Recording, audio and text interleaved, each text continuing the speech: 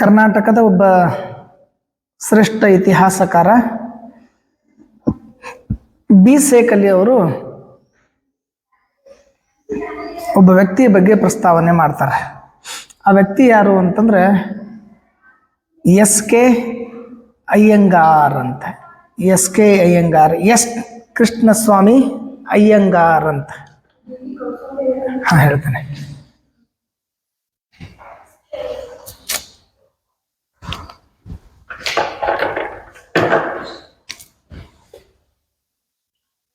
SK. Iyengar. SK. Iyengar. SK. Iyengar ಅವರ ಕಾಲ 1871ರಿಂದ 1953. 1881ರಿಂದ 1953.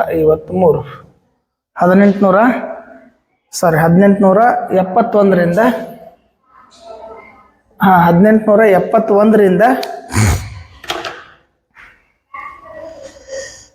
ಇತಿಹಾಸ ಲೇಖನ ಕಲೆಯೊಳಗ ಬಹಳ ಪ್ರಸಿದ್ಧವಾಗಿರುವಂಥ ದಕ್ಷಿಣ ಭಾರತದ ಇತಿಹಾಸಕಾರರಲ್ಲಿ ಎಸ್.ಕೆ. ಅಯ್ಯಂಗಾರ್ ಒಬ್ಬ ಶ್ರೇಷ್ಠವಾಗಿರ್ತಕ್ಕಂಥ ಇತಿಹಾಸಕಾರ ಅಂತೇಳಿ ಕರ್ನಾಟಕದ ಶ್ರೇಷ್ಠ ಇತಿಹಾಸಕಾರ ಬಿ ಸೇಕಲಿ ಅವರು ಹೇಳ್ತಾರೆ. ಆ ಇತಿಹಾಸಕಾರನ ಬಗ್ಗೆ ಇವತ್ತು ನೋಡೋಣ. ಕಾಂಪಿಟೇಟಿವ್ ಎಕ್ಸಾಮ್ದಾಗ ಕೇಳ್ತಿರ್ತಾರೆ. ಹಿಸ್ಟ್ರಿ ಆಫ್ ಸೌತ್ ಇಂಡಿಯಾದ ಬಗ್ಗೆ ಕೇಳ್ತಿರ್ತಾರೆ. ಇಬ್ಬರು ಬಹಳ ಮುಖ್ಯವಾಗಿ ಇಲ್ಲಿ ಒಬ್ರು ಎಸ್.ಕೆ. ಅಯ್ಯಂಗಾರ್, ಇನ್ನೊಬ್ರು ಕೆ.ಎ. ನೀಲಕಂಠ ಶಾಸ್ತ್ರಿ. ಇಬ್ರು ಏನಪ್ಪಾ ಅಂದ್ರೆ ದಕ್ಷಿಣ ಭಾರತದ ರಾಜಮನೆತನಗಳ ಬಗ್ಗೆ ಬಹಳಷ್ಟು ಕೃತಿಗಳನ್ನ ಬರೀತಾರ, ಲೇಖನಗಳನ್ನ ಬರೀತಾರ ಮತ್ತು ಉಪನ್ಯಾಸಗಳನ್ನ ನೀಡ್ತಾರೆ. ಇವರಿಬ್ಬರದು ನಿನ್ನ ಸಿಲೆಬಸ್ಸಕ್ಕೆ ಅದೇ. ಇವರಿಬ್ಬರ ಬಗ್ಗೆ ಸ್ಪರ್ಧಾತ್ಮಕ ಪರೀಕ್ಷೆಗಳಲ್ಲಿ ಬಹಳಷ್ಟು ವಿಷಯಗಳನ್ನ ಕೇಳ್ತಿರ್ತಾರೆ. ಅದ್ರಾಗ ಇವತ್ತಿನ ಕ್ಲಾಸ್ನೊಳಗೆ ಒಬ್ಬರದ ನಡೆದಂಥ ಎಸ್.ಕೆ. ಅಯ್ಯಂಗಾರ್ ಅಥವಾ ಎಸ್ ಕೃಷ್ಣಸ್ವಾಮಿ ಅಯ್ಯಂಗಾರ್, ಎಸ್ ಕೃಷ್ಣಸ್ವಾಮಿ ಅಯ್ಯಂಗಾರ್ ಅಂತಲೂ ಕರಿತೀವಿ. ಎಸ್ ಕೃಷ್ಣಸ್ವಾಮಿ ಅಯ್ಯಂಗಾರ್ ದಕ್ಷಿಣ ಭಾರತದ ಅಥವಾ ಭಾರತದ ಇವರು ಬಿ ಸೇಕಲಿ ಕರ್ನಾಟಕದ ಶ್ರೇಷ್ಠ ಇತಿಹಾಸಕಾರ. ದಕ್ಷಿಣ ಭಾರತದ ಶ್ರೇಷ್ಠ ಇತಿಹಾಸಕಾರರಲ್ಲಿ ಒಬ್ಬರಾಗಿರುವ ಇತಿಹಾಸ ಲೇಖನ ಕಲೆಗೆ ಕೊಡುಗೆ ಕೊಟ್ಟಿರ್ತಕ್ಕಂಥ ಎಸ್.ಕೆ. ಅಯ್ಯಂಗಾರ್ನ ಎಸ್ ಕೃಷ್ಣಸ್ವಾಮಿ ಅಯ್ಯಂಗಾರ್ ಅಂತ ಕರಿತಾ ಇದ್ರು. ಇವರು Kumbakonam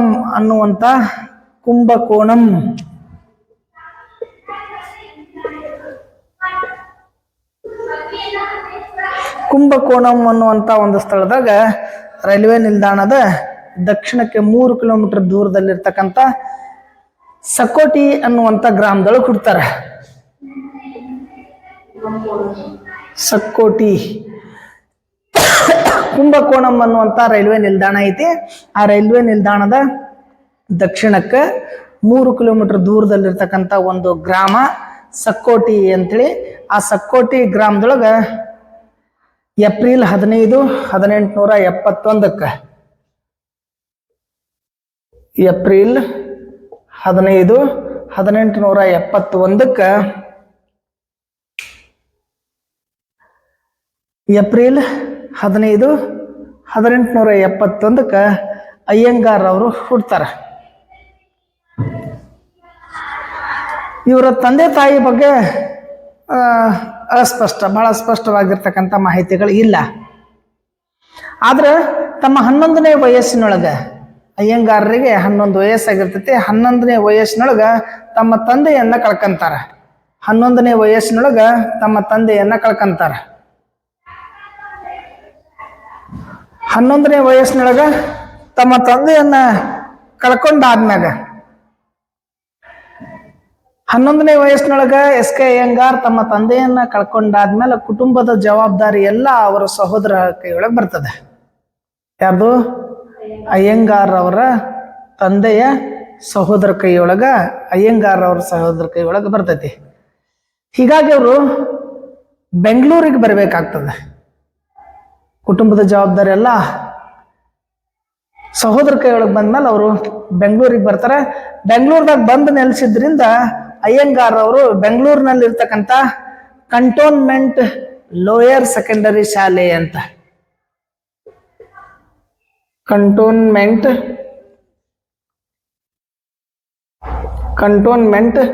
lower secondary school, cantonment lower secondary school ಅಥವಾ ಶಾಲೆ ಒಳಗ ಸೆಕೆಂಡರಿ ಕಂಟೋನ್ಮೆಂಟ್ ಲೋಯರ್ ಸೆಕೆಂಡರಿ ಸ್ಕೂಲ್ದೊಳಗ ಅವರ ಸಹೋದರರು ಪ್ರಾಧ್ಯಾಪಕರಾಗಿ ಸೇವೆಯನ್ನು ಸಲ್ಲಿಸ್ತಿರ್ತಾರೆ. ಹೀಗಾಗಿ ಎಸ್ ಕೆ ಅಯ್ಯಂಗಾರ್ ಬೆಂಗಳೂರು ಒಳಗನ ತಮ್ಮ ಶಿಕ್ಷಣವನ್ನ ಪಡಿಬೇಕಾಗ್ತೈತಿ. ಯಾವ ಶಾಲೆ ಒಳಗ ಎಸ್ ಕೆ ಅಯ್ಯಂಗಾರ್ ಶಿಕ್ಷಣ ಪಡ್ಕೊಂಡ್ರಂದ್ರ ಸಂತ್ ಜೋಸೆಫ್ ಅನ್ನುವಂತ ಶಾಲೆ ಒಳಗ, ಸಂತ್ ಜೋಸೆಫ್ ಅನ್ನುವಂತ ಶಾಲೆದೊಳಗ ಕಲಾ ವಿಭಾಗದೊಳಗ, ಆರ್ಟ್ಸ್ ಸೆಕ್ಷನ್ದೊಳಗ ಕಲಾ ವಿಭಾಗದೊಳಗ ಶಿಕ್ಷಣವನ್ನ ಪಡ್ಕೊಂತಾರ. ಅದಾದ್ಮೇಲೆ ಸೆಂಟ್ರಲ್ ಕಾಲೇಜಿಗೆ ಹೋಗ್ತಾರ. ಬೆಂಗಳೂರಿಗೆ ಬಂದಾದ್ಮೇಲೆ ಸೆಂಟ್ ಜೋಸೆಫ್ ಶಾಲೆ ಒಳಗೆ ಸೇರ್ಕೊಂತಾರ. ಅಲ್ಲಿ ಉತ್ತಮ ವಿದ್ಯಾರ್ಥಿಯಾಗಿ ಹೊರ ಹೊಂತಾರ. ಅದಾದ್ಮೇಲೆ ಸೆಂಟ್ರಲ್ ಕಾಲೇಜಕ್ಕೆ ಏನಪ್ಪ ಅಂದ್ರೆ ಸೇರ್ಕೊಂತಾರ. ಸೆಂಟ್ರಲ್ ಕಾಲೇಜ್ನೊಳಗ ಭೌತಶಾಸ್ತ್ರದೊಳಗೆ ಪದವಿ ಪಡ್ಕೊಂತಾರ. ಸೆಂಟ್ರಲ್ ಕಾಲೇಜ್ನಾಗ ಭೌತಶಾಸ್ತ್ರದಾಗ ಪದವಿ ಪಡ್ಕೊಂತಾರ. ಸೆಂಟ್ರಲ್ ಕಾಲೇಜ್ನೊಳಗ ಭೌತಶಾಸ್ತ್ರದೊಳಗೆ ಪದವಿ ಪಡ್ಕೊಂತಾರ. ವಿಜ್ಞಾನ ವಿದ್ಯಾರ್ಥಿ, ಭೌತಶಾಸ್ತ್ರ ಅಂದ್ರೆ ಮೊದಲ ಸೈನ್ಸ್ ವಿದ್ಯಾರ್ಥಿ ಆಗಿರ್ತಕ್ಕಂಥ ಅಯ್ಯಂಗಾರ್ ನಂತರದೊಳಗೆ ಏನಪ್ಪಾ ಅಂತಂದ್ರೆ ಸೆಂಟ್ರಲ್ ಕಾಲೇಜ್ನೊಳಗ ಗಣಿತ ಶಾಸ್ತ್ರದ ಅಧ್ಯಾಪಕ ಆಗಿ ಕೆಲಸ ಪ್ರಾರಂಭ ಮಾಡ್ತಾರೆ. ಸೆಂಟ್ರಲ್ ಕಾಲೇಜ್ನೊಳಗ ಗಣಿತ ಶಾಸ್ತ್ರದ ಅಧ್ಯಾಪಕ ಆಗ್ತಾರ.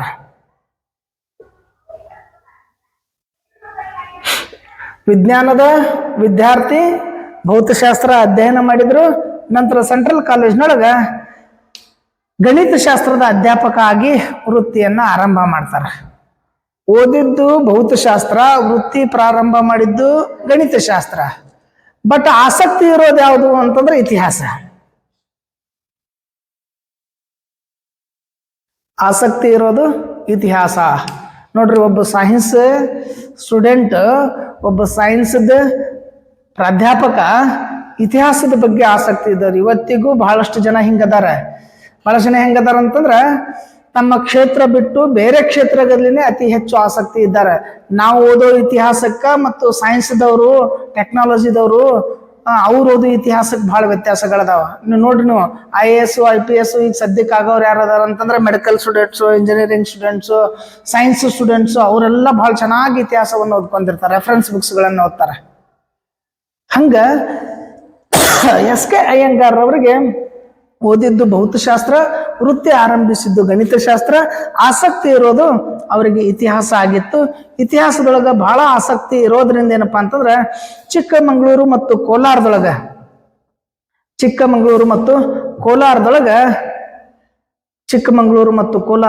ವಿಜ್ಞಾನದ ಅಧ್ಯಾಪಕ ಆಗಿ ಸೇವೆ ಸಲ್ಲಿಸ್ತಾರ.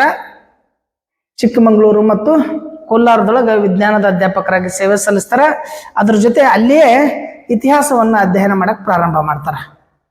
ಚಿಕ್ಕಮಗಳೂರು ಮತ್ತು ಕೋಲಾರಕ್ಕೆ ಬಂದ ಮೇಲೆ ಅಲ್ಲಿ ವಿಜ್ಞಾನದ ಅಧ್ಯಾಪಕ ಆಗಿ ಕೆಲಸ ಮಾಡೋ ಸಂದರ್ಭದೊಳಗೆ ಇತಿಹಾಸವನ್ನ ಬಹಳ ಚೆನ್ನಾಗಿ ಅಧ್ಯಯನ ಮಾಡಕ್ ಪ್ರಾರಂಭ ಮಾಡ್ತಾರ. 1899 ಸ್ನಾತಕೋತ್ತರ ಪದವಿ ಇತಿಹಾಸವನ್ನ ಪಡ್ಕಂತಾರ. 1899 MA,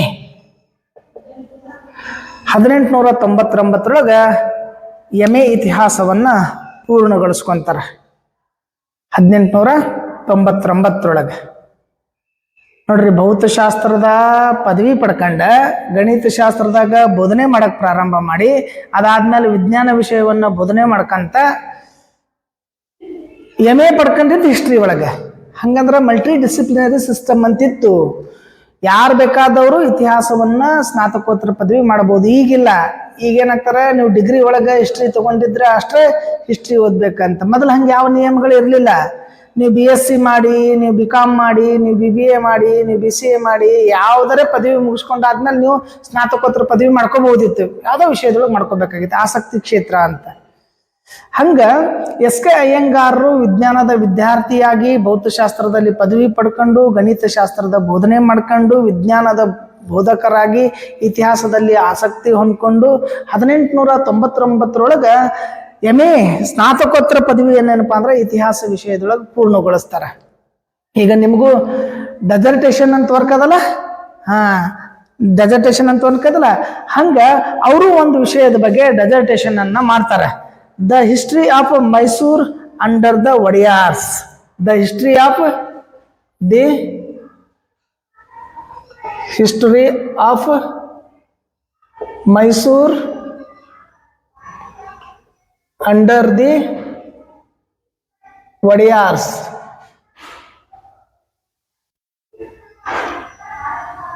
the history of Mysore under the Wodeyars ಅನ್ನುವಂತ ಪ್ರೌಢ ಪ್ರಬಂಧವನ್ನ ಮಂಡಿಸೋದ್ರ ಮೂಲಕ ಸ್ನಾತಕೋತ್ತರ ಪದವಿಯನ್ನ ಪಡ್ಕೊಳ್ತಾರ. ಈಗ ನೀವು ಅದರಲ್ಲ ಹಂಗೆ ಹೇಳ್ಕೊಳ್ಬೇಕ, ನಾನು ಈ ಒಂದು ಪ್ರೌಢ ಪ್ರಬಂಧವನ್ನ ಮಂಡಿಸೋದ್ರ ಮೂಲಕ ಸ್ನಾತಕೋತ್ತರ ಪದವಿಯನ್ನ ಪಡ್ಕೊಂಡೆ, ಎಷ್ಟು ಇಂಪಾರ್ಟೆನ್ಸ್ ಇತ್ತು ಅಂತ. ನೀವೇನು ಡೆಸರ್ಟೇಷನ್ ಮಾಡ್ಕೊಂಡು ಅದನ್ನ ಆಗ್ಲಿಲ್ಲ ಅಂದ್ರೆ ನಿಮ್ದು PG ಆಗಂಗಿಲ್ಲ. ಈ ಸದ್ಯಕ್ಕೆ NEP ಡಿಗ್ರಿ ಬಂದಿತ್ತಲ್ಲ, ಆ NEP ಡಿಗ್ರಿದೊಳಗೆ ಏನೈತಿ ಅಂತಂದ್ರೆ ಡೆಸರ್ಟೇಷನ್ ವರ್ಕ್ ಮಾಡಬೇಕು, ಪ್ರೊಜೆಕ್ಟ್ ಮಾಡಬೇಕು, ಇರ್ಲಿಕ್ಕೆ ಇಂಟರ್ನ್ಶಿಪ್ ಮಾಡಬೇಕು ಅಂತ. ಅಂದ್ರೆ ಅವರು ಆ ಕಾಲದಲ್ಲಿ ಏನಿತ್ತು ಅಂತಂದ್ರೆ ಆ ಸಂದರ್ಭದಲ್ಲಿ ಸ್ನಾತಕೋತ್ತರ ಪದವಿ ಆಗ್ಲಿ ಒಂದು ವಿಷಯದ ಬಗ್ಗೆ ಆಳವಾದ ಜ್ಞಾನವನ್ನ ಪಡ್ಕೊಂಡು ಅದ್ರ ಬಗ್ಗೆ ಒಂದು ಪ್ರಬಂಧ ರಚನೆ ಮಾಡಿ ಅದನ್ನ ಸಲ್ಲಿಸಿ ಪದವಿಯನ್ನ ಪಡ್ಕೊಳ್ತಾ ಇದ್ರು. ಹಂಗನೇ SK ಅಯ್ಯಂಗಾರ್ರವರು ಇತಿಹಾಸ ವಿಷಯದೊಳಗ 1899 ಸ್ನಾತಕೋತ್ತರ ಪದವಿ ಪಡ್ಕೊಂಡಾಗಂತ ಸಂದರ್ಭದೊಳಗ ಅವರು ಸಲ್ಲಿಸಿರ್ತಕ್ಕಂಥ ಪ್ರೌಢ ಪ್ರಬಂಧ ಯಾವುದು ಅಂತಂದ್ರೆ the history of Mysore under the Wodeyars ಅನ್ನುವಂತ ಒಂದು ಡೆಸರ್ಟೇಷನ್ ಪ್ರೌಢ ಪ್ರಬಂಧ ಅದನ್ನ ಸಲ್ಲಿಸಿ ಸ್ನಾತಕೋತ್ತರ ಪದವಿಯನ್ನ ಪಡ್ಕೊಂಡಿದ್ರು. ಬಹಳ ಇಂಪಾರ್ಟೆಂಟ್. ನೀವು ಡೆಸರ್ಟೇಷನ್ ಏನು ಮಾಡ್ತಿರಲ್ಲ, ನೀವು ಡೆಸರ್ಟೇಷನ್ ಮಾಡಿದಾಗ ಅದಕ್ಕೊಂದು ಟೈಟಲ್ ಅಂತ ಇರ್ತೈತಿ, ಅದನ್ನ ಸಬ್ಮಿಟ್ ಮಾಡಿ ಅದನ್ನ ಪೂರ್ಣಗೊಳಿಸಿದ ಮೇಲೆ ನಿಮಗೆ ಸ್ನಾತಕೋತ್ತರ ಪದವಿ ಬರ್ತದೆ. ಅಲ್ಲಿ ತನಕ ಸ್ನಾತಕೋತ್ತರ ಪದವಿ ಬರೋದಿಲ್ಲ. ನೀವು ಹೇಳ್ಕೊಳ್ಬೇಕು, PG ಮುಗಿಸ್ಕೊಂಡ್ಮೇಲೆ ನಾನು ಈ ಪ್ರೌಢ ಪ್ರಬಂಧವನ್ನ ಮಂಡಿಸೋದ್ರ ಮೂಲಕ ನಾನು ಸ್ನಾತಕೋತ್ತರ ಪದವಿಯನ್ನ ಪಡ್ಕೊಂಡೆ ಅಂದ್ರೆ ನಮಗ ಆ ವಿಷಯದ ಬಗ್ಗೆ ಆಳವಾದ ಜ್ಞಾನ ಇರಬೇಕು ಅಂತ. ಅವ್ರೇನ್ ಜ್ಞಾನ ಮಾಡ್ಕೊಂಡಿದ್ರು, ಹಿಸ್ಟ್ರಿ ಮಾಡತಾರ, ಮೈಸೂರ್ದ ಹಿಸ್ಟ್ರಿ. ಅದ್ರೊಳಗೆ ಯಾರ್ದು ಅಂದ್ರೆ ಒಡೆಯರ್ ಕಾಲದ ಮೈಸೂರು ಇತಿಹಾಸ ಅಂತ. ಒಡೆಯರ್ ಕಾಲದ ಮೈಸೂರು ಇತಿಹಾಸದ ಬಗ್ಗೆ ಅಧ್ಯಯನ ಮಾಡಿದ್ರು. ನೀವು ಮಾಡ್ಬೋದು, ಹಂಗೇನಿಲ್ಲ. ಬಿಜಾಪುರ ಬಗ್ಗೆ ಮಾಡಬಾರ್ದಂತಲ್ಲ, ಬ್ರಿಟಿಷರ ಕಾಲದ ಬಿಜಾಪುರ ಇತಿಹಾಸ ಅಂತ ಮಾಡ್ಬೋದು, ಮರಾಠರ ಕಾಲದ ಬಿಜಾಪುರ ಇತಿಹಾಸ ಅಂತ ಮಾಡ್ಬೋದು. ಮಾಡೋದಕ್ಕಿಂತ ಬರೋದಿಲ್ಲ ಅಂತಲ್ಲ, ಮರಾಠರ ಕಾಲದ ಬಿಜಾಪುರ ಇತಿಹಾಸ ಅಂತ ಮಾಡ್ಬೋದು, ಆದಿಲ್ಶಾಹಿ ಪೂರ್ವದ ಬಿಜಾಪುರ ಇತಿಹಾಸ ಅಂತ ಮಾಡ್ಬೋದು, ಚಾಲುಕ್ಯರ ಕಾಲದ ಬಿಜಾಪುರ ಇತಿಹಾಸ ಅಂತ ಮಾಡ್ಬೋದು. ಅಂದ್ರೆ ನೀವು ಹೆಂಗ್ ಅಧ್ಯಯನ ಮಾಡ್ತೀರ ಅದ್ರ ಮೇಲೆ ಡಿಪೆಂಡ್ ಆಗ್ತದೆ. ಅದಕ್ಕೆ ಅವರು ಒಂದು ಈ ಪ್ರಬಂಧವನ್ನ ಮಂಡಿಸೋದ್ರ ಮೂಲಕ ಸ್ನಾತಕೋತ್ತರ ಪದವಿಯನ್ನ ಪಡ್ಕೊಳ್ತಾರ. 1900 ಮೇ ತಿಂಗಳದೊಳಗ 1900 ಮೇ ತಿಂಗಳೊಳಗ ಮದ್ರಾಸಿನ ಒಂದು ರಿವ್ಯೂ ಅನ್ನುವಂತ ಒಂದು ಪತ್ರಿಕೆ ಇರ್ತೈತಿ. ಮದ್ರಾಸಿಂದ ರಿವ್ಯೂ ಅಂತೇಳಿ ಒಂದು ಪತ್ರಿಕೆ ಇರ್ತೈತಿ. ಆ ಪತ್ರಿಕೆದೊಳಗ ಇವ್ರೇನ್ ಲೇಖನ ಬರ್ದಿದ್ರಲ್ಲ, ಡೆಸರ್ಟೇಷನ್ ಮಾಡಿದ್ರ, ರಿವ್ಯೂ ಅನ್ನುವಂತ ಒಂದು ಪತ್ರಿಕೆ ಇರ್ತದೆ. The history of Mysore under the Wodeyars ಅನ್ನುವಂತ ಏನ್ ಪ್ರೌಢ ಪ್ರಬಂಧವನ್ನ ಬರ್ದಿದ್ರಲ್ಲ ಅದ್ರ ಬಗ್ಗೆ ಒಳ್ಳೆ ಅಭಿಪ್ರಾಯಗಳು ಬರ್ತಾವ. ಬಹಳ ಜನ ನೀವು ಡೆಸರ್ಟೇಷನ್ ಮಾಡಿದ್ಮ್ಯಾಗ ಅಥವಾ ಯಾರೇ ಎಕ್ಸ್ಪರ್ಟ್ಸ್ ಬಂದ್ಮೇಲೆ, ಇಲ್ಲ ನೀವು ಆ ಸಂದರ್ಭದಲ್ಲಿ ಅಥವಾ ನಂತರದೊಳಗ ಅದನ್ನ ಏನಾರ ಪೇಪರ್ದಾಗ ಆರ್ಟಿಕಲ್ಸ್ಗಳನ್ನ ಮಾಡಿದ್ರಿ ಅಂತಂದ್ರೆ ಅದ್ರ ಬಗ್ಗೆ ಮೆಚ್ಚುಗೆಗಳು ಬರ್ತಾವಲ್ಲ.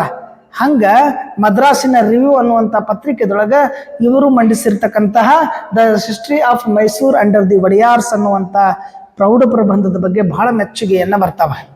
ಹಂಗೆ ಬರಿಬೋದು.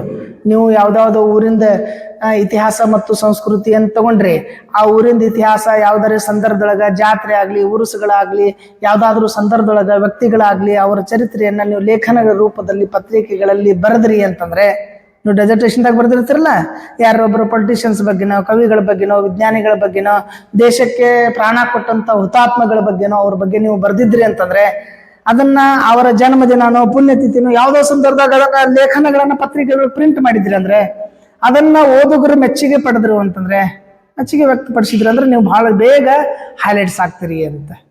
ಹಂಗೆ ಎಸ್ ಕೆ ಅಯ್ಯಂಗಾರ್ ಅವರ history of Mysore under the Wodeyars ಅನ್ನುವಂಥ ಪ್ರಬಂಧಕ್ಕೆ ರಿವ್ಯೂ ಪತ್ರಿಕೆಯಿಂದ ಸಾಕಷ್ಟು ಮೆಚ್ಚುಗೆ ಬರ್ತೈತಿ.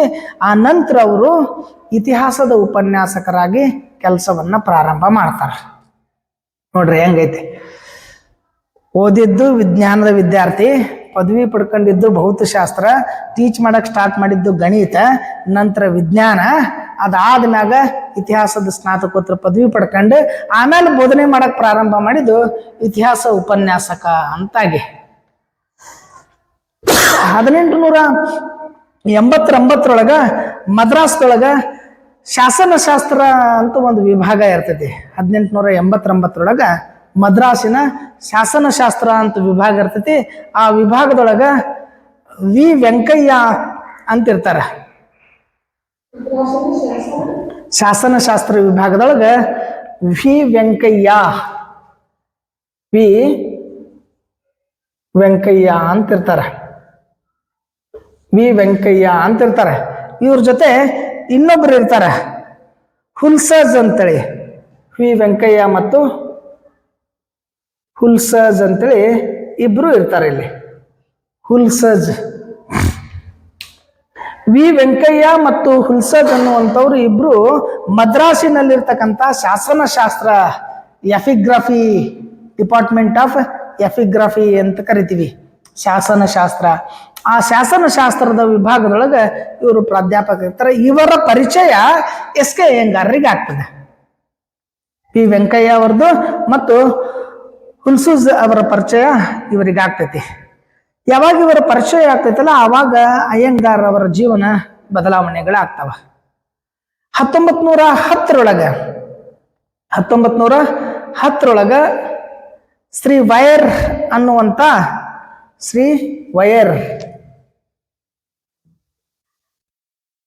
ಶ್ರೀ ನಾವು ಅನ್ಕೊಂಡ್ವಿ ಬರೀ ವೈರ್ ಅಂದ್ರೆ ನಡಿತೈತಿ. ವೈರ್ ಅನ್ನುವಂಥ ಒಬ್ಬ ವ್ಯಕ್ತಿ ಶಿಕ್ಷಣ ಇಲಾಖೆದೊಳಗ ಇನ್ಸ್ಪೆಕ್ಟರ್ ಜನರಲ್ ಅಂತಿರ್ತಾರೆ. ಶಿಕ್ಷಣ ಇಲಾಖೆದೊಳಗ ಇನ್ಸ್ಪೆಕ್ಟರ್ ಜನರಲ್ ಅಂತಂದ್ರೆ ಅದನ್ನ ತಪಾಸಣಾಧಿಕಾರಿ ಅಂತ ಕರಿತೀವಿ. ವೈರ್ ಅನ್ನುವಂಥ ಒಬ್ಬ ವ್ಯಕ್ತಿ ತಪಾಸಣಾಧಿಕಾರಿ ಅಂತಿರ್ತಾನೆ. ನಾವು ಅದನ್ನ ರೆಸ್ಪೆಕ್ಟೆಡ್ ಆಗಿ ಶ್ರೀ ಅಂತ ಕರ್ಕೊಂತೀವಿ. 1910 ಶಿಕ್ಷಣ ಅಧಿಕಾರಿಯಾಗಿರುವಂತಹ, ಶಿಕ್ಷಣ ತಪಾಸಣಾಧಿಕಾರಿಯಾಗಿರ್ತಕ್ಕಂಥ ಅಥವಾ ಇನ್ಸ್ಪೆಕ್ಟರ್ ಜನರಲ್, ಎಜುಕೇಶನ್ ಡಿಪಾರ್ಟ್ಮೆಂಟ್ ಅಂತ ಇನ್ಸ್ಪೆಕ್ಟರ್ ಜನರಲ್, ಶಿಕ್ಷಣ ಇಲಾಖೆಯ ತಪಾಸಣಾಧಿಕಾರಿ ಅಂತಿರ್ತಕ್ಕಂಥ ವೈರ್ ಕೈಯೊಳಗ ಅಯ್ಯಂಗಾರ್ ಅವರು ಸಹಾಯಕ ಅಂತ ಕೆಲ್ಸಕ್ಕೆ ಸೇರ್ಕೊಂತಾರೆ. ಎದ್ರದು ಶಿಕ್ಷಣ ಇಲಾಖೆಯ ತಪಾಸಣಾಧಿಕಾರಿ, ಇನ್ಸ್ಪೆಕ್ಟರ್ ಜನರಲ್ ಅಂತ ಏನಿರ್ತಾನಲ್ಲ ಆ ಇನ್ಸ್ಪೆಕ್ಟರ್ ಜನರಲ್ ಕೈ ಒಳಗ, ವೈರ್ನ ಕೈ ಒಳಗ ಸಹಾಯಕ ಅಧಿಕಾರಿ ಅಂತ 1910 ಅಯ್ಯಂಗಾರ್ ಸೇರ್ಕಂತಾರ. 1912 ಅಯ್ಯಂಗಾರ್ ಅವರು ಮದ್ರಾಸ್ ವಿಶ್ವವಿದ್ಯಾಲಯದ ಫೆಲೋ ಆಗ್ತಾರೆ. ಮದ್ರಾಸ್ ವಿಶ್ವವಿದ್ಯಾಲಯದ ಫೆಲೋ ಆಗಿ ನಾಮಕರಣ 1912 ಮದ್ರಾಸ್ ವಿಶ್ವವಿದ್ಯಾಲಯದ ಫೆಲೋ ಆಗಿ ನೇಮಕಗೊಳ್ತಾರೆ. ಫೆಲೋ ಅಂತಂದ್ರೆ ಸಂಶೋಧನಾ ರಿಸರ್ಚರ್ ಅಂತ್ರಿ. ರಿಸರ್ಚ್ ಫೆಲೋ ಅಂತ ಕರಿತೀವಿ. ಅದಕ್ಕೆ UGC ಏನಪ್ಪಾ ಅಂತಂದ್ರೆ ಸಂಶೋಧನೆ ಮಾಡೋದ್ರ ಸಲುವಾಗಿ ಸಹಾಯಧನ ನೀಡ್ತದೆ. ಫೆಲೋ ಅಂತ, ರಿಸರ್ಚ್ ಫೆಲೋ ಅಂತ ಕರ್ಕೊಂತೀವಿ ನಾವು. ಈಗ ರಿಸರ್ಚ್ ಫೆಲೋ ಅಂತೈತಿ. ಈಗ ಇಂದಿರಾ ಗಾಂಧಿ ಯೂನಿವರ್ಸಿಟಿ ಏನಪ್ಪಾ ಅಂದ್ರೆ ಇಂದಿರಾ ಗಾಂಧಿನೋ, ರಾಜೀವ್ ಗಾಂಧಿನೋ, ಮೌಲಾನಾ ಆಜಾದ್ನೋ, ಹಿಂಗೇನಪ್ಪಾ ಅಂದ್ರ ಬಾಬಾ ಸಾಹೇಬ್ ಅಂಬೇಡ್ಕರ್ ಇವ್ರ ಹೆಸರಲ್ಲಿ ಏನಪ್ಪಾ ಅಂದ್ರ ಫೆಲೋಗಳು ಇರ್ತಾವ ಅಂತಂದ್ರ ಸಂಶೋಧನೆ ಸಲುವಾಗಿ ಸಹಾಯಧನ ಕೊಡ್ತಾರ. ಹಂಗ ಇವರು 1912 ಮದ್ರಾಸ್ ವಿಶ್ವವಿದ್ಯಾಲಯದೊಳಗ ಫೆಲೋ ಆಗಿ ನೇಮಕಗೊಳ್ತಾರ. ಆ ಫೆಲೋ ಆಗಿರ್ತಕ್ಕಂಥ ಸಂದರ್ಭದೊಳಗ, ಫೆಲೋ ಆಗಿ ನೇಮಕಗೊಂಡಿರ್ತಕ್ಕಂಥ ಸಂದರ್ಭದೊಳಗ ಭಾರತೀಯ ಇತಿಹಾಸ ಮತ್ತು ಪ್ರಾಕ್ತನ ಶಾಸ್ತ್ರ, ಇಂಡಿಯನ್ ಹಿಸ್ಟ್ರಿ ಅಂಡ್ ಆರ್ಕಿಯಾಲಜಿ, ಭಾರತೀಯ ಇತಿಹಾಸ ಮತ್ತು ಪ್ರಾಕ್ತನ ಶಾಸ್ತ್ರ, ಇಂಡಿಯನ್ ಹಿಸ್ಟ್ರಿ ಅಂಡ್ ಆರ್ಕಿಯಾಲಜಿ ಅನ್ನುವಂಥ ಭಾರತೀಯ ಇತಿಹಾಸ ಮತ್ತು ಪ್ರಾಕ್ತನ ಶಾಸ್ತ್ರ ಇಂಡಿಯನ್ ಹಿಸ್ಟ್ರಿ ಆ್ಯಂಡ್ ಆರ್ಕಿಯಾಲಜಿ ಎನ್ನುವಂಥ ಒಂದು ಪೀಠಕ್ಕೆ ಸಿಂಡಿಕೇಟ್ನಿಂದ ನೇಮಕಗೊಳ್ತಾರೆ. ಅಂದ್ರೆ ಸದಸ್ಯ ಅಂತ ನೇಮಕಗೊಳ್ತಾರೆ. ಭಾರತೀಯ ಇತಿಹಾಸ ಮತ್ತು ಪುರಾತತ್ವ ಶಾಸ್ತ್ರಕ್ಕೆ ನೇಮಕಗೊಳ್ತಾರೆ. ಸಿಂಡಿಕೇಟ್ನಿಂದ ನೇಮಕ ಆಗ್ತಾರೆ. 1914 ನವೆಂಬರ್ದೊಳಗ ಭಾರತೀಯ ಇತಿಹಾಸ ಮತ್ತು ಪ್ರಾಕ್ತನ ಶಾಸ್ತ್ರದೊಳಗೆ ಸೇವೆ ಮಾಡಕ್ ಪ್ರಾರಂಭ ಮಾಡ್ತಾರೆ. 1914 ಭಾರತೀಯ ಇತಿಹಾಸ ಮತ್ತು ಪ್ರಾಕ್ತನ ಶಾಸ್ತ್ರ ಇಂಡಿಯನ್ ಹಿಸ್ಟ್ರಿ ಅಂಡ್ ಆರ್ಕಿಯಾಲಜಿ ಪೀಠಕ್ಕೆ, ಡಿಪಾರ್ಟ್ಮೆಂಟ್ ಅಂತ ಏನ್ ಕರ್ಕೋತೇವೆ, ಪೀಠ ಅಂತ ಏನ್ ಕರ್ತೀವಿ, ಸ್ಟಡಿ ಸೆಂಟರ್ ಅಂತ ಏನ್ ಕರ್ತೀವಲ್ಲ, ಆ ಸೆಂಟರ್ಕ್ಕೆ ಅವರು ಪೀಠದೊಳಗೆ ಸೇವೆಯನ್ನ ಮಾಡಕ್ ಪ್ರಾರಂಭ ಮಾಡ್ತಾರೆ. ಅಂದ್ರೆ 1914 ಹಿಡ್ಕೊಂಡು 1919 ತನಕ, 1914 1919 ತನಕ 5 ವರ್ಷ ಕ್ಯಾಲಿಕಟ್ ವಿಶ್ವವಿದ್ಯಾಲಯದ ರೀಡರ್ ಆಗಿ ಕೆಲಸ ಮಾಡ್ತಾರೆ. 1914 1919 ತನಕ ಕ್ಯಾಲಿಕಟ್ ವಿಶ್ವವಿದ್ಯಾಲಯದ ರೀಡರ್ ಆಗಿ ಕೆಲಸ ಮಾಡ್ತಾರೆ. ರೀಡರ್ ಅನ್ನುವಂಥದ್ದು ಒಂದು ಹುದ್ದೆ ಆಗಿತ್ತು ಆಗ. ಇದೆಷ್ಟಂದ್ರ 20 ವರ್ಷದ ಮೊದಲ. ಅವಾಗ ಹೆಂಗಿತ್ತು ಅಂದ್ರೆ ಮೊದಲ ಲೆಕ್ಚರರ್ ಅಂತ ಇರ್ತಿದ್ರು, ಉಪನ್ಯಾಸಕ ಅಂತ ಇರ್ತಿದ್ರು ಮೊದಲ, ಉಪನ್ಯಾಸಕ ಅಂತ. ಈಗ PU ಕಾಲೇಜ್ನಾಗ ಮಾಡೋರು ಪ್ರೊಫೆಸರ್ ಅಂತ ಬರ್ಕೊಂತಾರೆ. ಹಂಗಿಲ್ಲ. ಮೊದಲೇನಪ್ಪಾ ಅಂದ್ರೆ ಅದು PU ಕಾಲೇಜ ಮಾಡ್ಲಿ, ಡಿಗ್ರಿ ಕಾಲೇಜ ಮಾಡ್ಲಿ, ವಿಶ್ವವಿದ್ಯಾಲಯದಾಗ ಮಾಡ್ಲಿ, ಟೀಚಿಂಗ್ ಮಾಡ್ಲಿ, ಫಸ್ಟ್ ಅಪಾಯಿಂಟ್ಮೆಂಟ್ ಲೆಕ್ಚರರ್ ಅಂತೇಳಿ ಉಪನ್ಯಾಸಕ ಅಂತ ನೇಮಕ ಆಗ್ತಂದಿರ. ಉಪನ್ಯಾಸಕ ಆದ್ಮೇಲೆ ಬಡ್ತಿ ಹೊಂದಿ ಸಹಾಯಕ ಪ್ರಾಧ್ಯಾಪಕ, ಅಸಿಸ್ಟೆಂಟ್ ಪ್ರೊಫೆಸರ್ ಅಂತ ಆಗ್ತಿದ್ರ. ಅದಾದ್ಮೇಲೆ ಅಸೋಸಿಯೇಟ್ ಪ್ರೊಫೆಸರ್ ಅಂತ ಆಗ್ತಿದ್ರ. ಅದಾದ್ಮ್ಯಾಗ ರೀಡರ್ ಅಂತ ಆಗ್ತಿದ್ರೆ. ಅದಾದ್ಮೇಲೆ ಪ್ರೊಫೆಸರ್ ಅಂತ ಆಗ್ತಿದ್ರೆ. ಅದಾದ್ಮೇಲೆ ಸೀನಿಯರ್ ಪ್ರೊಫೆಸರ್ ಅಂತ ಆಗ್ತಿದ್ರೆ. ಈಗಿಲ್ಲ. ಈಗೇನಾಗ್ತದ ಅಂದ್ರೆ ನಾವು PU ಕಾಲೇಜ್ ಹಿಡ್ಕೊಂಡು ಬರೀ ಪ್ರೊಫೆಸರ್ ಅಂತ ಬರ್ಕೊಂಡು ಬಂದ್ಬಿಡ್ತೀವಿ. ನಾವು ಹೆಂಗ ಅನ್ಕೊಂಡಿವಿ ಅಂತಂದ್ರೆ PhD ಪಡೆದವರಿಗೆ ಡಾಕ್ಟರ್, PhD ಮಾಡ್ಲಾರ್ದವ್ರು ಪ್ರೊಫೆಸರ್ ಅಂತ. PhD ಮಾಡ್ಕೊಂಡು ಸಹಾಯಕ ಪ್ರಾಧ್ಯಾಪಕರಾಗಿದ್ರೆ ಸಹಾಯಕ ಪ್ರಾಧ್ಯಾಪಕರಂತ ಬರ್ಕೊಳ್ಬೇಕ. ಸಹ ಪ್ರಾಧ್ಯಾಪಕ ಅಂತಂದ್ರ ಸಹ ಪ್ರಾಧ್ಯಾಪಕ ಅಂತ ಬರ್ಕೋಬೇಕ. ಪ್ರಾಧ್ಯಾಪಕ ಅಂದ್ರ ಪ್ರಾಧ್ಯಾಪಕ ಅಂತ ಬರ್ಕೊಳ್ಬೇಕ. ನಾವು ಈ ಕಡೆ PhDನೂ ಆಗಿರಂಗಿಲ್ಲ, ನೆಟ್ಟು ಸಟ್ಟು ಆಗಿರೋದಿಲ್ಲ. ಬರೀ PU ಕಾಲೇಜ್ನಾಗ ಎಲ್ಲರೇ ಪಾಠ ಮಾಡ್ಕೊಂತಿದ್ರು ಮುಂದೆ ಹೆಸರು ಮುಂದೆ ಪ್ರೊಫೆಸರ್ ಅಂತ ಬರ್ಕೊಂತೀವಿ. ಬಟ್ ಹಂಗ್ ಮಾಡ್ಕೊಳ್ಬಾರ್ದ. ನೋಡ್ರಿ, ನೀವು ಬಹಳಷ್ಟು ಜನ ಬರೆಯುವಾಗ PhD ಪಡ್ಕೊಂಡಿದ್ರ ಅಂದ್ರೆ ಡಾಕ್ಟರ್ ಅಂತ ಬರ್ಕೊಂಡಿರ್ತಾರೆ. ಡಾಕ್ಟರ್ ಅಂತ ಬರ್ಕೊಂಡು ಕೆಳಗೆ ಡಿಸಿಗ್ನೇಷನ್ ಹಾಕಿರ್ತಾರೆ, ತಮ್ಮ ಹುದ್ದೆಯನ್ನು ಹಾಕಿರ್ತಾರೆ. ಏನು ಅಸಿಸ್ಟೆಂಟ್ ಅದಾರೋ, ಏನು ಅಸೋಸಿಯೇಟ್ ಅದಾರೋ, ಏನು ಪ್ರೊಫೆಸರ್ ಅದಾರೋ ಅದನ್ನ ಕೆಳಗಡೆ ಬರ್ಕೊಂಡಿರ್ತಾರೆ.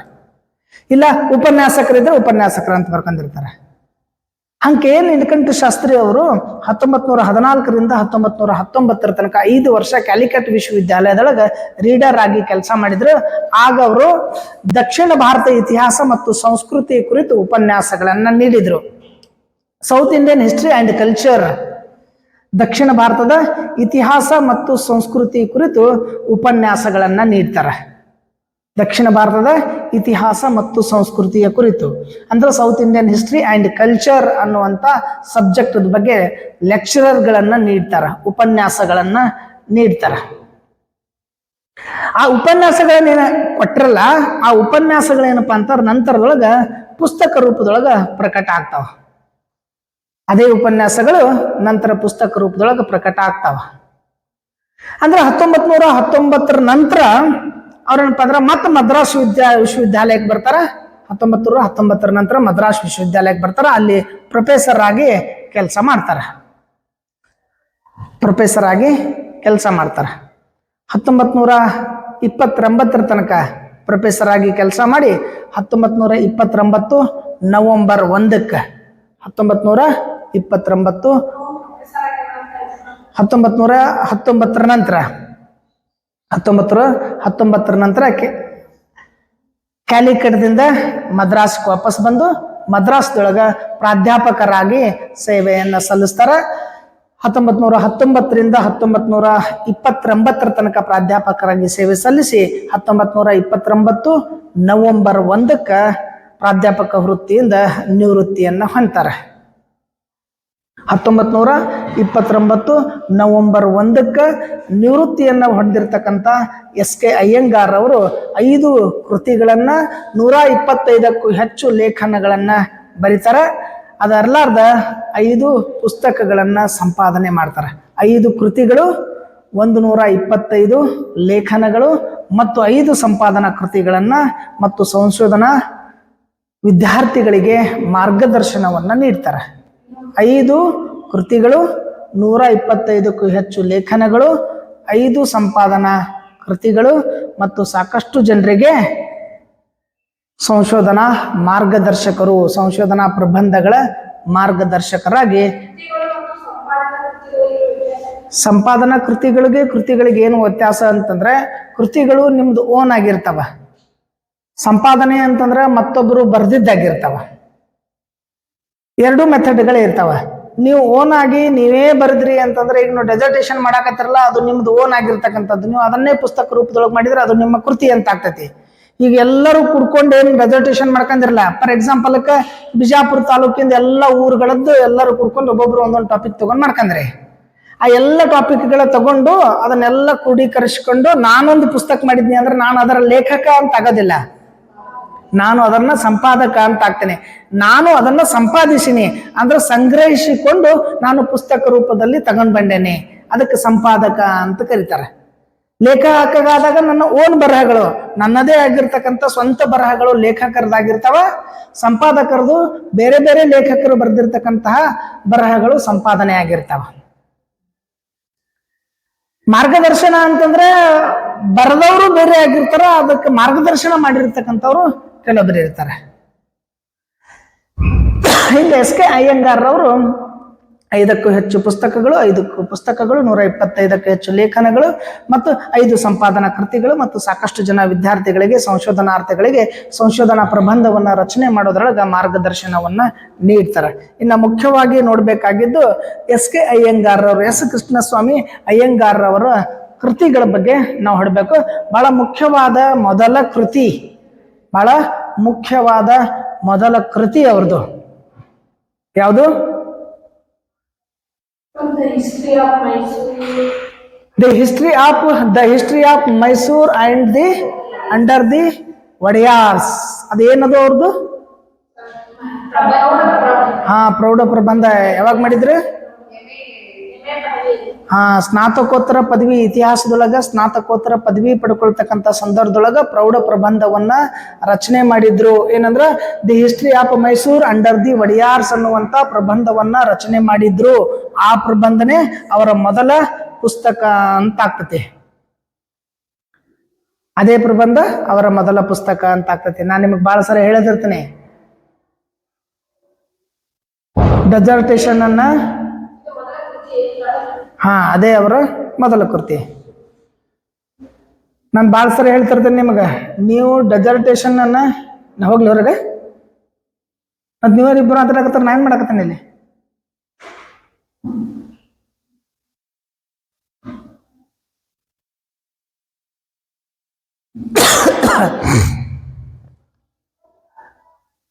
ನಾನು ನಿಮ್ಗೆ ಬಹಳ ಸಂದರ್ಭದಾಗ ಹೇಳ್ತಿರ್ತೇನೆ, ನೀವು ಡೆಸರ್ಟೇಷನ್ ಮಾಡೋದ್ರೊಳಗ ಬಹಳ ಚೆನ್ನಾಗಿ ಪ್ರೈಮರಿ ದಾಖಲೆಗಳನ್ನ ಸಂಗ್ರಹಿಸಿಕೊಂಡು ಚೆನ್ನಾಗಿ ಕರೆಕ್ಷನ್ ಮಾಡ್ಕೊಂಡು ಚೆನ್ನಾಗಿ ಬರದ್ರಿ ಅಂತಂದ್ರೆ ಅದು ದಾಖಲೆ ಆಗ್ತೈತಿ.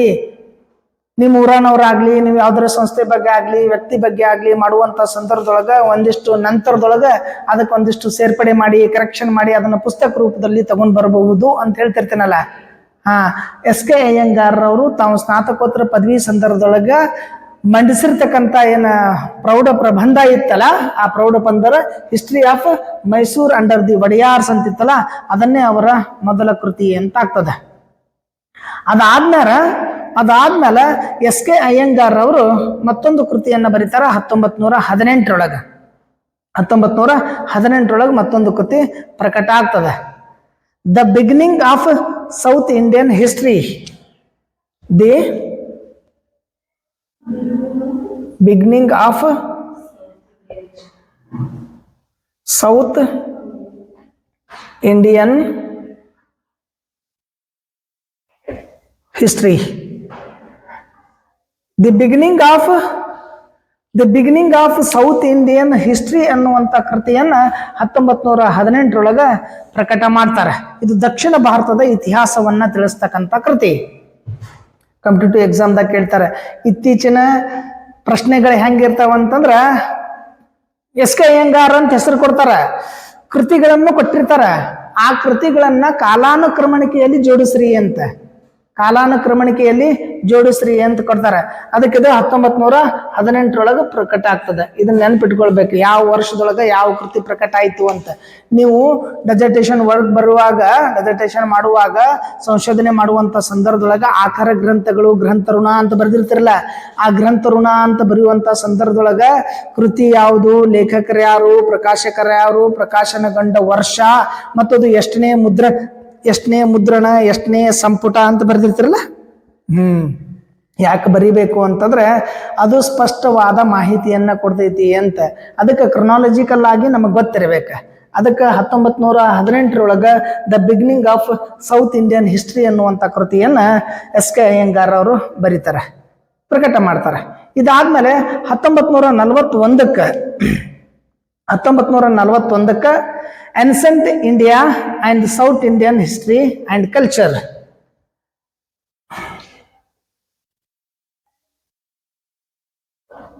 Ancient India and South Indian History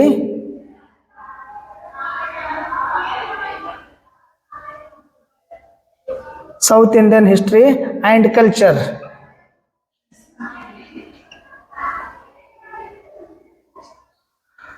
Ancient India and South Indian History and Culture. ಪ್ರಾಚೀನ ಭಾರತ, ದಕ್ಷಿಣ ಭಾರತ ಇತಿಹಾಸ ಮತ್ತು ಸಂಸ್ಕೃತಿ. Ancient India and South Indian History and Culture, ಪ್ರಾಚೀನ ಭಾರತ ಮತ್ತು ದಕ್ಷಿಣ ಭಾರತ ಇತಿಹಾಸ ಮತ್ತು ಸಂಸ್ಕೃತಿ ಅನ್ನುವಂಥ ಕೃತಿಯನ್ನ 1941 ಪ್ರಕಟ ಮಾಡ್ತಾರೆ. ಇದು ಎಸ್ ಕೆ ಅಯ್ಯಂಗಾರ್ ಅವರ ಎರಡನೇ ಪುಸ್ತಕ ಅಂತ ಕರ್ಕೊಂತೀವಿ. ಮೊದಲನೇದ್ದು ಅದು ಪ್ರೌಢ ಪ್ರಬಂಧ, the history of Mysore under the Wodeyars, ಅದು ಪ್ರೌಢ ಪ್ರಬಂಧ. ಅದಾದ್ಮೇಲೆ ಅವ್ರದ್ದು ಮೊದಲನೇ ಕೃತಿ the beginning of south Indian history 1918. ಅದಾದ್ಮೇಲೆ 1941 ancient India and south Indian history and culture, ಇದು ಎರಡನೇ ಕೃತಿ. ಈ ancient India and south Indian history and culture ಅಂತ ಏನು ಕೃತಿ ಬರೀತಾರಲ್ಲ, ಇದ್ರೊಳಗ ಆಯಾ ಕಾಲಘಟ್ಟದೊಳಗ ಪತ್ರಿಕೆಯಲ್ಲಿ ಪ್ರಕಟಗೊಂಡಿರ್ತಕ್ಕಂಥ ಲೇಖನಗಳು, ಅವರು ಸಂಗ್ರಹಿಸಿರ್ತಕ್ಕಂಥ ಲೇಖನಗಳು, ಅವೆಲ್ಲವನ್ನ ಕ್ರೋಢೀಕರಿಸಿ ಪುಸ್ತಕ ರೂಪದಲ್ಲಿ ತಂದಿದ್ದು. ಯಾವುದು? ಅವರೇ ಪತ್ರಿಕೆದೊಳಗೆ ಬರ್ದಿದ್ದು. ಹೇಳಕತ್ತಲ್ಲ, ಹಂಗೂ ಮಾಡಬಹುದು. ಅದನ್ನು ನೀವು ಲೇಖಕರಾಗ್ತೀರಿ. ನೀವೇ ಪತ್ರಿಕೆದೊಳಗೆ ಲೇಖನಗಳನ್ನ ಬರೆದ್ರಿ ಅಂತಂದ್ರೆ ಆ ಲೇಖನಗಳ ಸಂಗ್ರಹನ ಪುಸ್ತಕ ಮಾಡ್ಕೋಬಹುದು. ನಿಮ್ಮ ಲೇಖನ ಪತ್ರಿಕೆದೊಳಗೆ ಬಂದಿದ್ದು ಅಂದ್ರೆ ಅದ್ರ ನೀವು ಲೇಖಕರ ಅಂತ ಆಗ್ತೀರಿ. ಅಥವಾ ನೀವೇ ಲೇಖನ ಬರೆದು ಇಟ್ಕೊಂಡಿದ್ರಿ, ಆ ಲೇಖನಗಳದ್ದು ಪುಸ್ತಕ ಮಾಡ್ಕೊಂಡ್ರೆ ಅದ್ರದ್ದು ನೀವು ಲೇಖಕರಾಗ್ತೀರಿ. ಅದು ಲೇಖನ ನಿಮ್ಮ ಆಗಿರ್ಬೇಕು, ಸ್ವಂತ ಬರಹ ಆಗಿರ್ಬೇಕು. ಹಂಗ ಅಯ್ಯಂಗಾರರು ಪತ್ರಿಕೆಯೊಳಗ ಬರ್ದಿರ್ತಕ್ಕಂಥ, ಅಂದ್ರೆ ಪತ್ರಿಕೆಯೊಳಗ ಪ್ರಕಟಗೊಂಡಿರ್ತಕ್ಕಂಥ ಲೇಖನಗಳು ಮತ್ತು ಅವರೇ ಬರೆದಿರ್ತಕ್ಕಂಥ ಲೇಖನಗಳ ಸಂಗ್ರಹ, ಇವೆಲ್ಲವನ್ನ ಇಟ್ಟುಕೊಂಡು ಒಂದು ಪುಸ್ತಕ ಅಂತ ಮಾಡ್ಕೊಂತಾರ. ಅದು ಎರಡನೇ ಪುಸ್ತಕ ಅಂತ ಆಗ್ತೈತಿ. ಅದರೊಳಗೆ 25 ಲೇಖನಗಳದಾವ. ಯಾವುದು? Ancient India and south Indian history and culture ಅನ್ನುವಂಥ ಕೃತಿ ಏನಪ್ಪಾ ಅಂದ್ರೆ, ಇದು ಪತ್ರಿಕೆಯಲ್ಲಿ ಬೇರೆ ಬೇರೆ ಸಂದರ್ಭದಲ್ಲಿ ಪತ್ರಿಕೆಯಲ್ಲಿ ಪ್ರಕಟಗೊಂಡ ಲೇಖನಗಳು ಮತ್ತು ತಾವೇ ಬರೆದು ಸಂಗ್ರಹಿಸಿರ್ತಕ್ಕಂಥ ಲೇಖನಗಳು ಇದ್ರೊಳಗದಾವ. 25 ಲೇಖನಗಳದಾವ. ಈ ದಕ್ಷಿಣ ಭಾರತದ ಇತಿಹಾಸ ಪ್ರಾಚೀನ ಕಾಲದಿಂದ ಹಿಡ್ಕೊಂಡು ದಕ್ಷಿಣ ಭಾರತದ ಚರಿತ್ರೆಯನ್ನು ತಿಳಿಸ್ತೈತಿ. ಪ್ರಾಚೀನ ಕಾಲದಿಂದ ಹಿಡ್ಕೊಂಡು ಕ್ರಿಸ್ತ ಶಕ 1300ರವರೆಗಿನ ಪ್ರಾಚೀನ ಕಾಲದಿಂದ ಹಿಡ್ಕೊಂಡು 1300ವರೆಗಿನ ಚರಿತ್ರೆಯನ್ನು, 1300ವರೆಗಿನ ಚರಿತ್ರೆ ಈ ಲೇಖನಗಳೊಳಗ ಅದಾವ. ಇದು 2 ಸಂಪುಟಗಳು ಅದಾವ. ಎರಡನೇ ಸಂಪುಟ ಏನೈತಲ್ಲ, ಮೊದಲನೇ ಸಂಪುಟ 25 ಲೇಖನಗಳದಾವ. ಎರಡನೇ ಸಂಪುಟದೊಳಗ 38 ಲೇಖನಗಳದಾವ. ಮೊದಲನೇ ಸಂಪುಟದಾಗ 25 ಲೇಖನಗಳದಾವ. ಎರಡನೇ ಸಂಪುಟದೊಳಗ 38 ಲೇಖನಗಳದಾವ. ಅಂದ್ರ ಎರಡನೇ ಸಂಪುಟದೊಳಗೆ ವಿಜಯನಗರ ಮತ್ತು ವಿಜಯನಗರದ ನಂತರ ಸಂಭವಿಸಿರ್ತಕ್ಕಂಥ ಘಟನೆಗಳು ವಿಜಯನಗರ ಮತ್ತು ವಿಜಯನಗರದ ನಂತರ ಸಂಭವಿಸಿರ್ತಕ್ಕಂಥ ಘಟನೆಗಳ ಬಗ್ಗೆ ಸಂಗ್ರಹ ಮಾಡಿರ್ತಕ್ಕಂಥ ಲೇಖನಗಳದಾವ. ಅದು ಅವರೇ ಬರೆದಿದ್ದ. 1ನೇ ಸಂಪುಟದೊಳಗೆ 25 ಲೇಖನಗಳದಾವ. 2ನೇ ಸಂಪುಟದೊಳಗೆ 38 ಲೇಖನಗಳದಾವ.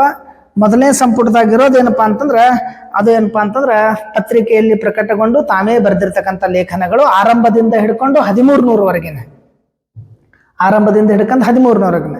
2ನೇ ಸಂಪುಟ ಏನೈತಿಲ್ಲ ಅದ್ರಾಗ 38 ಲೇಖನಗಳದಾವ. ಅಂದ್ರೆ 1300 ನಂತರ ಅಂದ್ರೆ ವಿಜಯನಗರ ಸಾಮ್ರಾಜ್ಯದಿಂದ ಹಿಡ್ಕೊಂಡು ವಿಜಯನಗರದ ನಂತರದೊಳಗಿಂದು ಸಂಬಂಧಪಟ್ಟಿರ್ತಕ್ಕಂಥ ಲೇಖನಗಳು 38 2ನೇ ಸಂಪುಟದೊಳಗೆ ಅದಾವ. ಇದಾದ್ಮ್ಯಾಗ ಅವ್ರದ್ದು ಇನ್ನೊಂದು ಕೃತಿಯನ್ನ ರಚನೆ ಮಾಡ್ತಾರೆ. ಎಸ್ ಕೆ ಅಯ್ಯಂಗಾರ್ದವ್ರದ್ದು ಇನ್ನೊಂದು ಕೃತಿ ಪ್ರಕಟ ಆಗ್ತೈತಿ 1921ರೊಳಗೆ. 1921ರೊಳಗೆ ಇನ್ನೊಂದು ಕೃತಿ ಪ್ರಕಟ ಆಗ್ತೈತಿ. South India and her Mohammedan invaders. ದಕ್ಷಿಣ ಭಾರತ ಮತ್ತು ಮೊಹಮ್ಮದರಿಯರ ದಾಳಿ. ದಕ್ಷಿಣ ಭಾರತ ಹಿಯರ್ ಮೊಹಮ್ಮದನ್ ಇನ್ವೇಡರ್ಸ್. ದಕ್ಷಿಣ ಭಾರತ ಮತ್ತು south India and her Mohammedan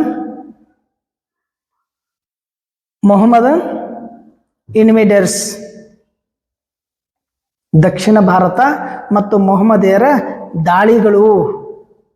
1421ರೊಳಗೆ ಪ್ರಕಟ ಆಗ್ತೈತಿ. ದಕ್ಷಿಣ ಭಾರತ ಮತ್ತು ದಕ್ಷಿಣ ಭಾರತದ ಮೇಲೆ ಮೊಹಮ್ಮದಿಯರ ದಾಳಿಗಳು ಏನದಾವಲ್ಲ ಆ ದಾಳಿ ಕುರಿತಾಗಿರ್ತಕ್ಕಂಥ ಪುಸ್ತಕ 1921ರಾಗ ಪ್ರಕಟ ಆಗ್ತೈತಿ. ಇದು 257 ಪುಟಗಳ 257 ಪುಟ ಮತ್ತು 8 ಉಪನ್ಯಾಸಗಳು ಇದ್ರಾಗ ಅದಾವ. 257 ಪುಟ ಅದಾವ ಮತ್ತು 6 ಉಪನ್ಯಾಸಗಳು ಇದಾವ ಇದ್ರಾಗ. 257 ಪುಟ ಮತ್ತು 6 ಉಪನ್ಯಾಸಗಳು ಅದಾವ. ಅಂದ್ರೆ 6 ಉಪನ್ಯಾಸಗಳು ಯಾವ್ಯಾವ ಅದಾವ? ಅವರು ಬರೆದಿರ್ತಕ್ಕಂಥ south India and her Mohammedan invaders ಅನ್ನುವಂಥ ಕೃತಿ ಒಳಗೆ 6 ಉಪನ್ಯಾಸಗಳು ಅದಾವ. 6 ಉಪನ್ಯಾಸಗಳು ಯಾವ ಅದಾವ ಅಂತಂದ್ರೆ, ಒಂದು breakup the Chola empire. Chola empire ಅವನತಿ, ನಾಶ, ಒಡೆಯೋದು. ಚೋಳ ಸಾಮ್ರಾಜ್ಯದ ಏನಪ್ಪಾ ಅಂದ್ರ ಚೋಳ ಸಾಮ್ರಾಜ್ಯದ ಬಗ್ಗೆ ಐತಿ. ಬ್ರೇಕಪ್ ದಿ ಚೋಳ ಎಂಪೈರ್ ಅಂತ ಒಂದು ಲೇಖನ ಐತಿ. ಅಂದ್ರೆ 6 ಲೇಖನ ಅದಾವಲ್ಲ. ಒಂದು breakup of the Chola empire, Chola ಸಾಮ್ರಾಜ್ಯದ ಅವನತಿ ಅಥವಾ ಇಬ್ಬಾಗ, ಒಂದು ಲೇಖನ ಐತೆ. ಇನ್ನು 2ನೇ ಲೇಖನ ಏನೈತಿ ಅಂದ್ರ south India in the 13th century. South India in the 13th century. South India in the 13th century. ದಕ್ಷಿಣ ಭಾರತ 13ನೇ ಶತಮಾನದ ದಕ್ಷಿಣ ಭಾರತ ಅನ್ನೋದು 2ನೇಯ ಲೇಖನ. South India in the 13th century. 13ನೇ ಶತಮಾನದ ದಕ್ಷಿಣ ಭಾರತ ಅನ್ನೋದು ಅವರ 2ನೇಯ ಲೇಖನ. ಇನ್ನ 3ನೇ ಲೇಖನ ಐತಿ. ಎಸ್ ಕೆ ಅಯ್ಯಂಗಾರ್ ಅವರು 3ನೇ ಲೇಖನ. ಅದು ಲೇಖನ, ಉಪನ್ಯಾಸ ಅಂತ ಲೇಖನ. ಅದು ಉಪನ್ಯಾಸ ಕೊಟ್ಟಿದ್ದೆ ಅದು ಲೇಖನ ರೂಪದೊಳಗೆ ಮಾಡ್ಕೊಂಡು ಪ್ರಕಟ ಮಾಡ್ತಾರೆ. ಅವ್ರ 3ನೇ ಉಪನ್ಯಾಸ Mohammedan invasions of the Deccan. Mohammedan invasions of the Deccan. Mohammedan invasions of the Deccan. ದಕ್ಕನ್ದಲ್ಲಿ ಅಥವಾ ದಕ್ಷಿಣದಲ್ಲಿ ಮೊಹಮ್ಮದಿಯರ ದಾಳಿಗಳು.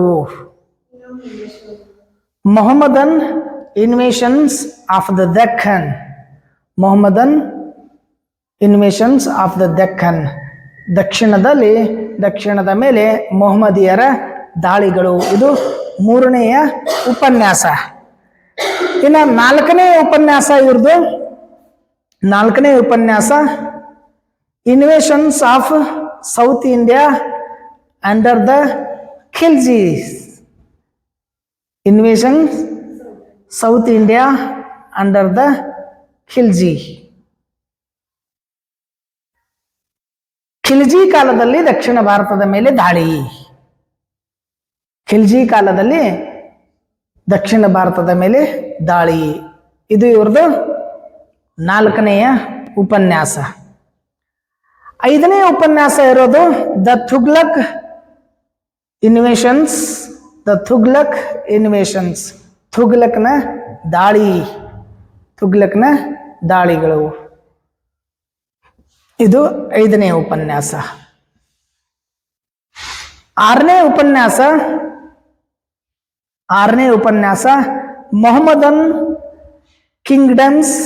Mohammedan kingdoms in the Deccan and South India. In the Deccan and South India, a geographical notes. Mohammedan kingdoms in the Deccan and South India, a geographical notes.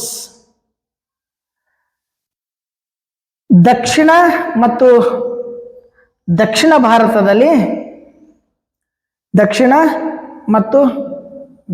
ಭಾರತದಲ್ಲಿ ಮೊಹಮ್ಮದಿಯರ ರಾಜ್ಯ ಮತ್ತು ಭೌಗೋಳಿಕತೆಯ ಟಿಪ್ಪಣಿಗಳು ಮತ್ತು ಭೌಗೋಳಿಕತೆಯ ಅಥವಾ ಭೌಗೋಳಿಕ ಅಂಶದ ಬಗ್ಗೆ ಟಿಪ್ಪಣಿಗಳು. ಅಂದ್ರೆ ದಕ್ಷಿಣ ಮತ್ತು ದಕ್ಷಿಣ ಭಾರತ ಎರಡೂದ್ರೊಳಗ ಮೊಹಮ್ಮದರೇನ್ ದಾಳಿ ಮಾಡ್ಕೊಂಡಿರ್ತಾರ ಅದು ಮತ್ತೆ ಅವರ ಭೂಗೋಳ ಎಷ್ಟಿತ್ತು, ಅವರ ಸಾಮ್ರಾಜ್ಯ ಎಷ್ಟಿತ್ತು ಅದರ ಬಗ್ಗೆ ಟಿಪ್ಪಣಿ. 5 ಉಪನ್ಯಾಸಗಳ ಮಾಲಿಕೆಯನ್ನ south India and her Mohammedan invasion ಅನ್ನುವಂತ ಕೃತಿ ಒಳಗ 1921 ಪ್ರಕಟ ಮಾಡಿ ಎಸ್ ಕೆ ಹೆಂಗಯ್ಯ ಅವರು ತಿಳಿಸ್ತಾರ. ಈ ಕೃತಿ ಬಹುತೇಕವಾಗಿ ಬಹುತೇಕವಾಗಿ ಭಾರತಕ್ಕೆ ಅಥವಾ ದಕ್ಷಿಣ ಭಾರತಕ್ಕೆ ಮುಸ್ಲಿಮರ ಆಗಮನ ಮತ್ತು ಮುಸ್ಲಿಮರ ಆಗಮನದಿಂದ ಏನೆಲ್ಲ ಬದಲಾವಣೆಗಳಾಗ್ತಾವ ಅನ್ನೋದು ಚಿತ್ರಣ ಈ ಕೃತಿ ತಿಳಿಸ್ತೈತಿ. ಇದಾದ್ಮೇಲೆ ಎಸ್ ಕೆ ಅಯ್ಯಂಗಾರ್ ಅವರದ ಇನ್ನೊಂದು ಕೃತಿ evaluation of Hindu administrative Hindu administrative institution in South India.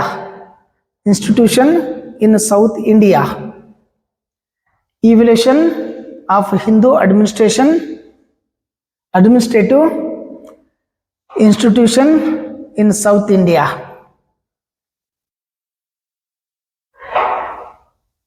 Dakshina ಭಾರತದಲ್ಲಿರ್ತಕ್ಕಂಥ Hindu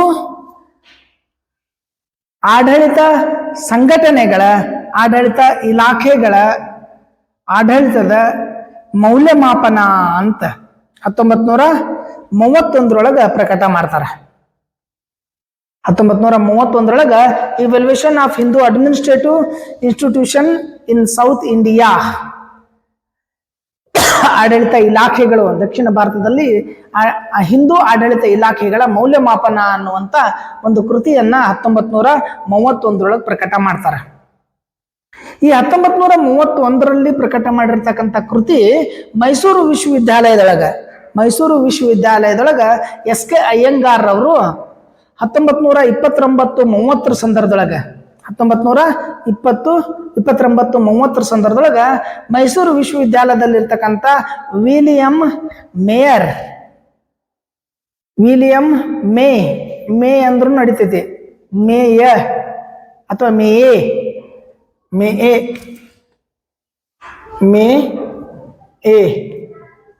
William ಮೇಯೆ Mysuru ವಿಶ್ವವಿದ್ಯಾಲಯದಲ್ಲಿ ಇರ್ತಕ್ಕಂಥ ವಿಲಿಯಂ ಮೇಯೆ ಅವರು 1929-30 ಎಸ್ ಕೆ ಅಯ್ಯಂಗಾರ್ ಅವರಿಗೆ ಆಮಂತ್ರಣ ಕೊಡ್ತಾರೆ, ಉಪನ್ಯಾಸ ಕೊಡಕ್ ಬರ್ರಿ ಅಂತ. 1929-30 ಮೈಸೂರು ವಿಶ್ವವಿದ್ಯಾಲಯದಲ್ಲಿರ್ತಕ್ಕಂಥ ವಿಲಿಯಂ ಮೇಯೆ ಅನ್ನುವಂಥವ್ರು ಎಸ್ ಕೆ ಅಯ್ಯಂಗಾರ್ ಅವರಿಗೆ ಆಮಂತ್ರಣ ನೀಡ್ತಾರ, ಉಪನ್ಯಾಸ ನೀಡಾಕ್ ಬರ್ರಿ ಅಂತ. ಅವರ ಆಮಂತ್ರಣದ ಮೇರೆಗೆ ಎಸ್ ಕೆ ಅಯ್ಯಂಗಾರ್ ಅವರು ಮೈಸೂರು ವಿಶ್ವವಿದ್ಯಾಲಯಕ್ಕೆ ಹೋಗಿ 6 ವರ್ಷ, ಒಂದೊಂದು ವರ್ಷಕ್ಕೆ ಒಂದೊಂದು ಉಪನ್ಯಾಸ ಅಂತೇಳಿ 6 ವಾರ್ಷಿಕ ಉಪನ್ಯಾಸಗಳನ್ನ ನೀಡ್ತಾರೆ. 1931 ಆ ಉಪನ್ಯಾಸಗಳ ಒಂದು ಮಾಲಿಕೆ ಏನಪ್ಪಾ ಅಂದ್ರೆ ಮುದ್ರಣ ಆಗ್ತೈತಿ ಪುಸ್ತಕ ರೂಪದೊಳಗ. 6 ವಾರ್ಷಿಕ ಉಪನ್ಯಾಸಗಳ ಮಾಲಿಕೆಯನ್ನ, ವಾರ್ಷಿಕ ಉಪನ್ಯಾಸಗಳ ಉಪನ್ಯಾಸಗಳನ್ನು ಒಳಗೊಂಡಿರ್ತಕ್ಕಂಥ ಪುಸ್ತಕ evaluation of Hindu administrative institution in south India ಅನ್ನುವಂಥ ಕೃತಿ ಒಳಗೆ 6 ಉಪನ್ಯಾಸಗಳದವ. ಮೈಸೂರು ವಿಶ್ವವಿದ್ಯಾಲಯದೊಳಗ ಸರ್ ವಿಲಿಯಂ ಮೇಯೆ ಅನ್ನುವಂಥವ ಆಮಂತ್ರಣ ಕೊಟ್ಟ ಮ್ಯಾಲ ಹೋಗಿ ವಾರ್ಷಿಕ 6 ಉಪನ್ಯಾಸಗಳನ್ನು ನೀಡಿದ್ರು. ಆ 6 ಉಪನ್ಯಾಸಗಳ ಸಂಗ್ರಹ ಈ ಒಂದು ಕೃತಿ ಐತಿ. ಇದು 387 ಪುಟ ಐತಿ. 387 ಪುಟಗಳೈತಿ. ಅಂದ್ರೆ 6 ಉಪನ್ಯಾಸಗಳು 387 ಪುಟಗಳದಾವ. ಇನ್ನು 6 ಉಪನ್ಯಾಸಗಳು ಅಂತಂದ್ರೆ ಆ ಉಪನ್ಯಾಸಗಳು ಯಾವ್ಯಾವ ವಿಷಯದ ಬಗ್ಗೆ ಮಾಡಿದ್ರು. ಸ್ಪೆಷಲ್ ಲೆಕ್ಚರ್ ಮಾಡ್ರಿ ಅಂತ ಅಂದಿರ್ತಾರೆ. ಯಾವ ಸಬ್ಜೆಕ್ಟ್ ಮೇಲೆ ಅಂತೇಳಿ ಒಂದೊಂದು ವಿಷಯದ ಮೇಲೆ ಕೊಡ್ಬೇಕಲ್ಲ ಉಪನ್ಯಾಸಗಳ. ನಿಮ್ಗೆ ಎಲ್ಲರೇ ಕರೀತಾರೆ ಒಂದು ಸ್ಪೆಷಲ್ ಲೆಕ್ಚರ್ ಮಾಡಿ ಬರ್ರಿ ಅಂತೇಳಿ. ನೀವು ಡಿಗ್ರಿ ಮುಗಿಸ್ಕೊಂಡು PG ಮುಗಿಸ್ಕೊಂಡು ಹೋದ್ಮೇಲೆ ನಿಮ್ಮ ಊರೊಳಗಿನ PU ಕಾಲೇಜು ಡಿಗ್ರಿ ಕಾಲೇಜು ಕರೀತಾರೆ. ಯಾವ ಸಬ್ಜೆಕ್ಟ್ ಬಗ್ಗೆ ಅಂತ ಕೇಳಿರ್ತಾರೆ. ನೀವು ನಿಮಗಿರೋ ಆಸಕ್ತಿ ಬಗ್ಗೆ ನಿಮಗಿರೋ ವಿಷಯದ ಬಗ್ಗೆ ಕೇಳ್ತಿರ್ತಾರೆ. ಹಂಗೆ ಸಾಮಾನ್ಯವಾಗಿ ನಾ ಬಹಳಷ್ಟು ಹೋಗಿದ್ದೇನಪ್ಪ ಅಂದ್ರೆ ದಕ್ಷಿಣ ಭಾರತ ಇತಿಹಾಸದ ಬಗ್ಗೆ, ವಿಜಯನಗರದ ಬಗ್ಗೆ, ಬಿಜಾಪುರ ಆದಿಲ್ಶಾಹಿದ ಬಗ್ಗೆ ಉಪನ್ಯಾಸಗಳನ್ನ ಕೊಡ್ಕೊಂಡಿದ್ದೆ. ಬಿಜಾಪುರ ಆದಿಲ್ಶಾಹಿದ ಬಗ್ಗೆ ಕೇಳಿದ್ರೆ ಬಹಳಷ್ಟು, ಮಾನ್ಯುಮೆಂಟ್ಸ್ ಬಗ್ಗೆ ಕೇಳಿದ್ರೆ, ವಿಜಯನಗರದ ಬಗ್ಗೆ ಕೇಳಿದ್ರೆ, ನೀವು ಯಾವುದ್ರ ಬಗ್ಗೆ ಉಪನ್ಯಾಸ ಮಾಡಿರಿ ಅನ್ನೋದು ಬಹಳ ಇಂಪಾರ್ಟೆಂಟ್. ಈ 6 ವಾರ್ಷಿಕ ಉಪನ್ಯಾಸಗಳನ್ನ 6 ಉಪನ್ಯಾಸಗಳು ಯಾವಿದ್ವು ಅಂತಂದ್ರೆ, ಮೊದಲನೇ ಉಪನ್ಯಾಸ ಇರೋದು ಅದು south India as separate entity. South India as separate entity, ದಕ್ಷಿಣ ಭಾರತ ಪ್ರತ್ಯೇಕವಾಗಿರ್ತಕ್ಕಂಥ ಒಂದು ಏನಪ್ಪ ಅಂದ್ರೆ ಗುಂಪು, ಸಪರೇಟ್ ಆಗಿರ್ತಕ್ಕಂಥ ಒಂದು ಪ್ರತ್ಯೇಕ ಗುಂಪು. ದಕ್ಷಿಣ ಭಾರತ ಒಂದು ಪ್ರತ್ಯೇಕವಾಗಿರ್ತಕ್ಕಂಥ ಸಮೂಹ, ಗುಂಪು. South India as separate entity. Entity ಅಂತಂದ್ರೆ ಗುಂಪು, ಸಮೂಹ ಅಂತಲೂ ಕರೀತಾರೆ. ದಕ್ಷಿಣ Bharat south India as separate entity ಅಂತ ಒಂದು ಉಪನ್ಯಾಸ ಕೊಟ್ಟಿದ್ರೆ. ಎರಡನೇ ಉಪನ್ಯಾಸ ಏನಿತ್ತು ಅಂದ್ರೆ political ideas and ideals. Political ideas and ideals. Political ideas and ideals. ರಾಜಕೀಯ ಚಿಂತನೆ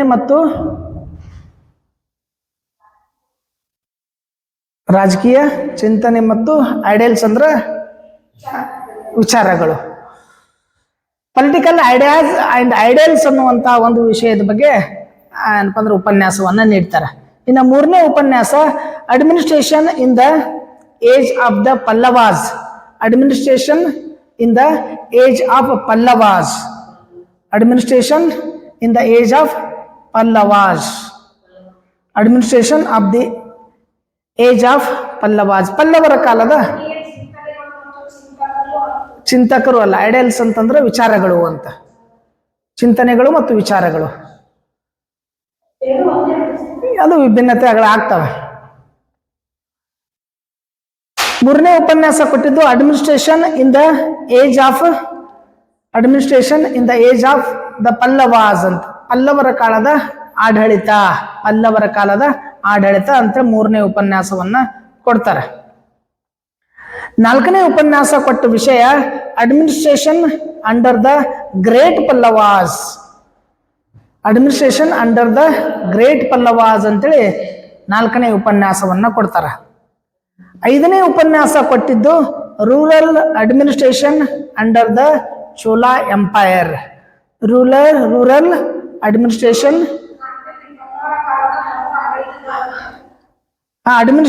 under the age of Pallavas. ಪಲ್ಲವರ ಕಾಲದ ಆಡಳಿತ. ಏಜ್ ಆಫ್ ಪಲ್ಲವರ ಕಾಲದ ಆಡಳಿತ ಇದು 3ನೇದಾಯ್ತು. 4ನೇದು administration under the great Pallavas. ಪ್ರಸಿದ್ಧ ಪಲ್ಲವರ ಆಡಳಿತ ವ್ಯವಸ್ಥೆ. ಅಂದ್ರೆ ಶೈವ ವ್ಯವಸ್ಥೆ ಬಹಳ ಉನ್ನತ ಕಾಣ ಇತ್ತಲ್ಲ, ಆಗ ಪಲ್ಲವರದ ಆಡಳಿತ ಹೇಗಿತ್ತು. ಒಬ್ಬೊಬ್ಬರ ಕಾಲದೊಳಗೆ ಒಂದೊಂದು ಬೇರೆ ಬೇರೆ ಇರ್ತೈತಿ. ಈಗ ಮೊಘಲರ ಆಡಳಿತ ವ್ಯವಸ್ಥೆ ನೋಡಿದಾಗ ಒಟ್ಟು ಮೊಘಲರ ಆಡಳಿತ ವ್ಯವಸ್ಥೆ ಬೇರೆ, ಅಕ್ಬರ್ನ ಆಡಳಿತ ವ್ಯವಸ್ಥೆ ಬೇರೆ, ಔರಂಗಜೇಬನ ಆಡಳಿತ ವ್ಯವಸ್ಥೆ ಬೇರೆ. ಹಂಗ ಪ್ರಸಿದ್ಧ ಅಂತಂದಾಗ ನಾವು ಔರಂಗಜೇಬಂದ, ಅದು ಅಕ್ಬರ್ನ ಅಂತ ಕರಿತೀವಿ. ಹಂಗ ಇಲ್ಲಿ the great Pallavas, administration of the great Pallavas ಅಂತೇಳಿ ಕರೀತಾರೆ. ಅದ್ರ ಬಗ್ಗೆ ಒಂದು ಉಪನ್ಯಾಸವನ್ನು ನೀಡ್ತಾರೆ. ಅದಾದ್ಮೇಲೆ rural administration under the Chola empire. Rural administration under the Chola empire. ಚೋಳರ ಕಾಲದ ಸ್ಥಳೀಯ ಆಡಳಿತ ವ್ಯವಸ್ಥೆ ಬಹಳ ಇಂಪಾರ್ಟೆಂಟ್. ಕಾಂಪಿಟೇಟಿವ್ ಎಕ್ಸಾಮ್ದೊಳಗ ಬಹಳಷ್ಟು ಪ್ರಶ್ನೆಗಳು ಚೋಳರ ಸ್ಥಳೀಯ ಆಡಳಿತ ವ್ಯವಸ್ಥೆಯ ಬಗ್ಗೆ ಕೇಳ್ತಾರೆ.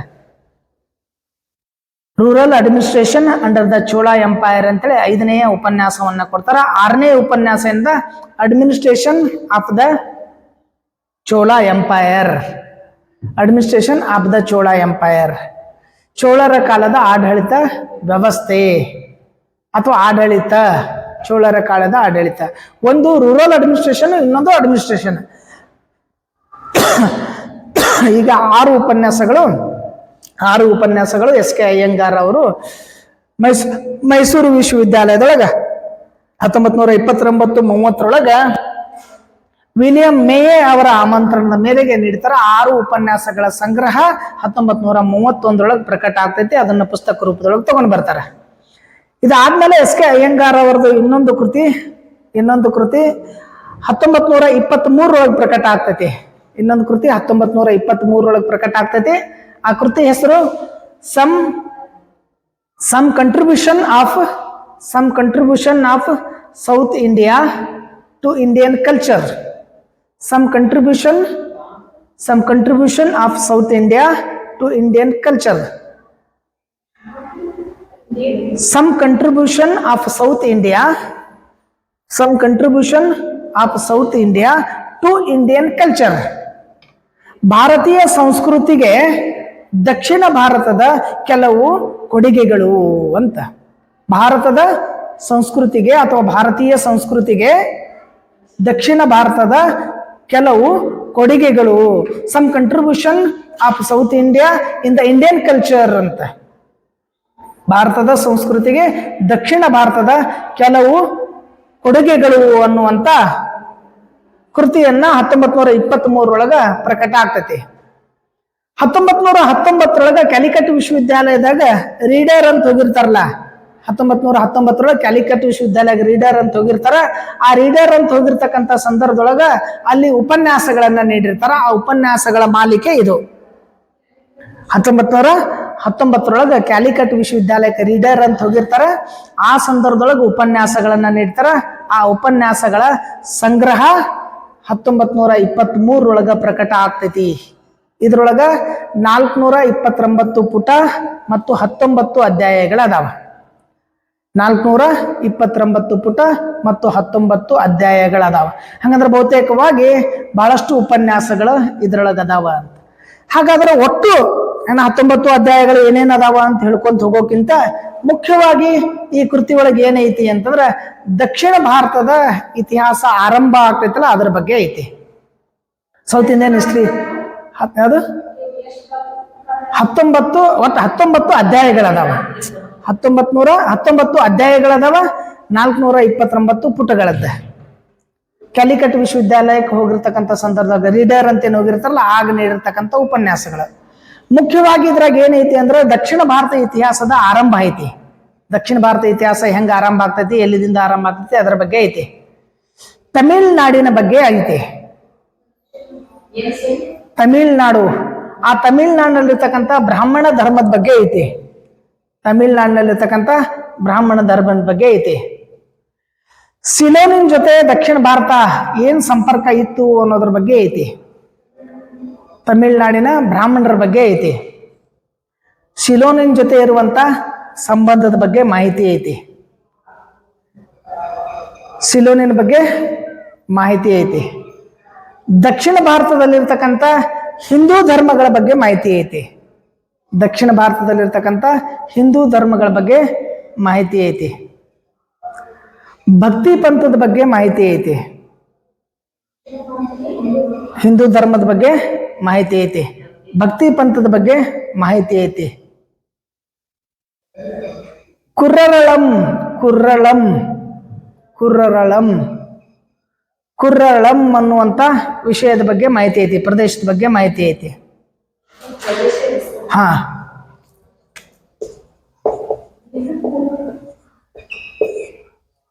ಕುರ್ರಳಂ ಕುರ್ರಳಂ. ಪಲ್ಲವರ ಉಗಮದ ಬಗ್ಗೆ ಮಾಹಿತಿ ಐತಿ. ಪಲ್ಲವರ ಉಗಮದ ಬಗ್ಗೆ ಮಾಹಿತಿ ಐತಿ. ಪ್ರಾಚೀನ ಪಲ್ಲವರ ಬಗ್ಗೆ ಮಾಹಿತಿ ಐತಿ. ಪಲ್ಲವರ ಮತ್ತು ಗಂಗರ ಬಗ್ಗೆ ಐತಿ. ಪಲ್ಲವರ ಮತ್ತು ಗಂಗರ ಬಗ್ಗೆ ಐತಿ. ಪಲ್ಲವರ ಮುಖ್ಯ ಕೇಂದ್ರ ಕಂಚಿ ಬಗ್ಗೆ ಐತಿ. ಪಲ್ಲವರ ಮುಖ್ಯ ಕೇಂದ್ರ ಕಂಚಿ ಬಗ್ಗೆ ಐತಿ. ಶೈವ ಧರ್ಮದ ಬಗ್ಗೆ ಐತಿ. ಶೈವ ಧರ್ಮದ ಬಗ್ಗೆ ಐತಿ. ಶೈವ ಧರ್ಮದ ಸಾಹಿತ್ಯದ ಬಗ್ಗೆ ಐತಿ. ಶೈವ ಧರ್ಮದ ಸಾಹಿತ್ಯ ಬಗ್ಗೆ ಮಾಹಿತಿ ಐತಿ. ಕಂಚಿ ಪಲ್ಲವರು ಕಂಚಿ ಬಗ್ಗೆ ಐತಿ. ಶೈವ ಧರ್ಮದ ಬಗ್ಗೆ ಐತಿ. ಶೈವ ಧರ್ಮದ ಸಾಹಿತ್ಯದ ಬಗ್ಗೆ ಐತಿ. ವೀರಶೈವ ಧರ್ಮದ ಬಗ್ಗೆ ಐತಿ. ವೀರಶೈವ ಧರ್ಮ ಅದ್ರಾಗ ದಕ್ಷಿಣ ಭಾರತದಲ್ಲಿ ವೀರಶೈವ ಧರ್ಮದ ಬಗ್ಗೆನೂ ಐತಿ. ವೀರಶೈವ ಮತ್ತು ದಕ್ಷಿಣ ಭಾರತದಲ್ಲಿ ವೀರಶೈವ ಧರ್ಮದ ಬಗ್ಗೆ ಐತಿ. ಮುಸ್ಲಿಮರ ದಾಳಿ ಬಗ್ಗೆ ಐತಿ. ಮುಸ್ಲಿಮರ ದಾಳಿ ಬಗ್ಗೆ ಐತಿ. ಅಂದ್ರೆ ಒಟ್ಟು ಈ 19 ಅಧ್ಯಾಯದೊಳಗೆ ಏನೈತಿ ಅಂತಂದ್ರೆ ದಕ್ಷಿಣ ಭಾರತದ ಪ್ರಾರಂಭದಿಂದ ಹಿಡ್ಕೊಂಡು ಮುಸ್ಲಿಮರ ದಾಳಿ ಆಗೋದ್ರ ತನಕ ಬಹುತೇಕ ದಕ್ಷಿಣ ಭಾರತದ ಮನೆತನಗಳ ಬಗ್ಗೆ, ಧರ್ಮದ ಬಗ್ಗೆ, ಸಂಸ್ಕೃತಿಯ ಬಗ್ಗೆ ಮಾಹಿತಿಯನ್ನ ಈ ಕೃತಿ ಉಪನ್ಯಾಸಗಳ ಮೂಲಕ ಒಳಗೊಂಡಿರ್ತಕ್ಕಂಥದ್ದು 19 ಅಧ್ಯಾಯದೊಳಗೆ ಐತಿ. ಇದಾದ್ಮೇಲೆ ಎಸ್.ಕೆ. ಅಯ್ಯಂಗಾರ್ ಅವ್ರದ್ದು ಇನ್ನೊಂದು ಕೃತಿಯನ್ನ ಪ್ರಕಟ ಮಾಡ್ತಾರ 1922ರೊಳಗ.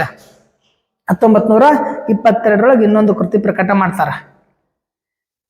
ಹಿಂದೂ ಇಂಡಿಯಾ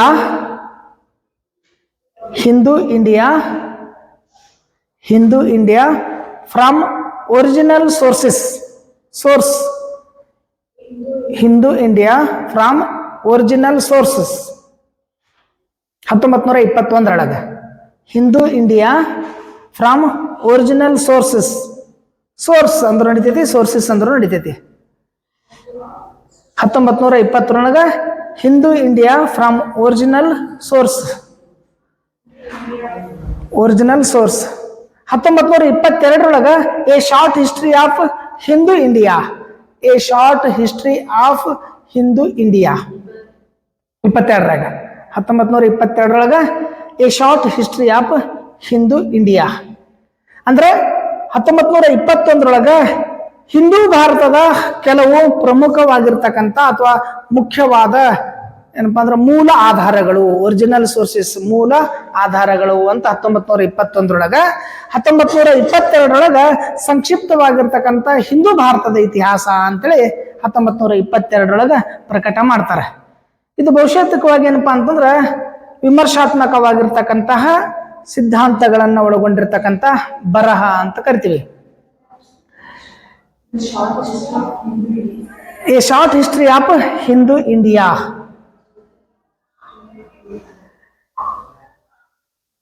ಇದಾದ್ಮೇಲೆ ಎಸ್.ಕೆ. ಅಯ್ಯಂಗಾರ್ ಅವರು ಸಂಪಾದನಾ ಕೃತಿಗಳನ್ನು ಬರೆದಿದ್ರು, ಸಂಪಾದನಾ ಕೃತಿಗಳನ್ನ ಪ್ರಕಟಿಸಿದ್ರು ಅಂತ ಕರಿತೀವಿ. ಇದು ಬಹಳ ಮುಖ್ಯವಾಗಿ ನಾವು ಗಮನಿಸಲೇಬೇಕು.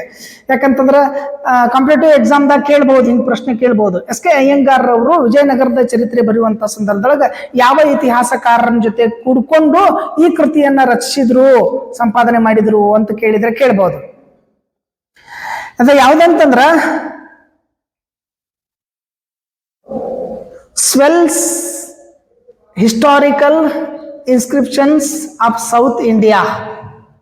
Swell's historical inscriptions of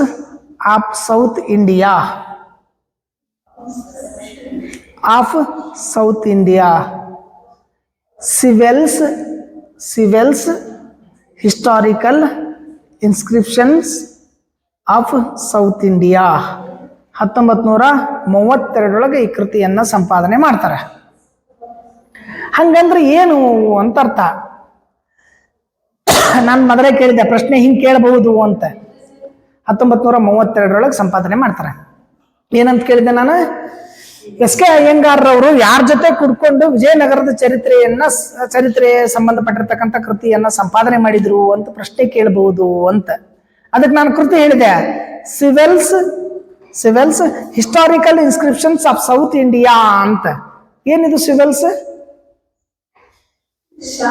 ಯಾರ್ದು ಹೆಸರು ಐತೇನದು? ಯಾರ? ಓ ಅದು ತೆಗೆದು ಬಿಡಣ, ತೆಗೆದು ಬಿಡ್ರದು. ಸಿವೆಲ್ಸ್ ಬೇಡ.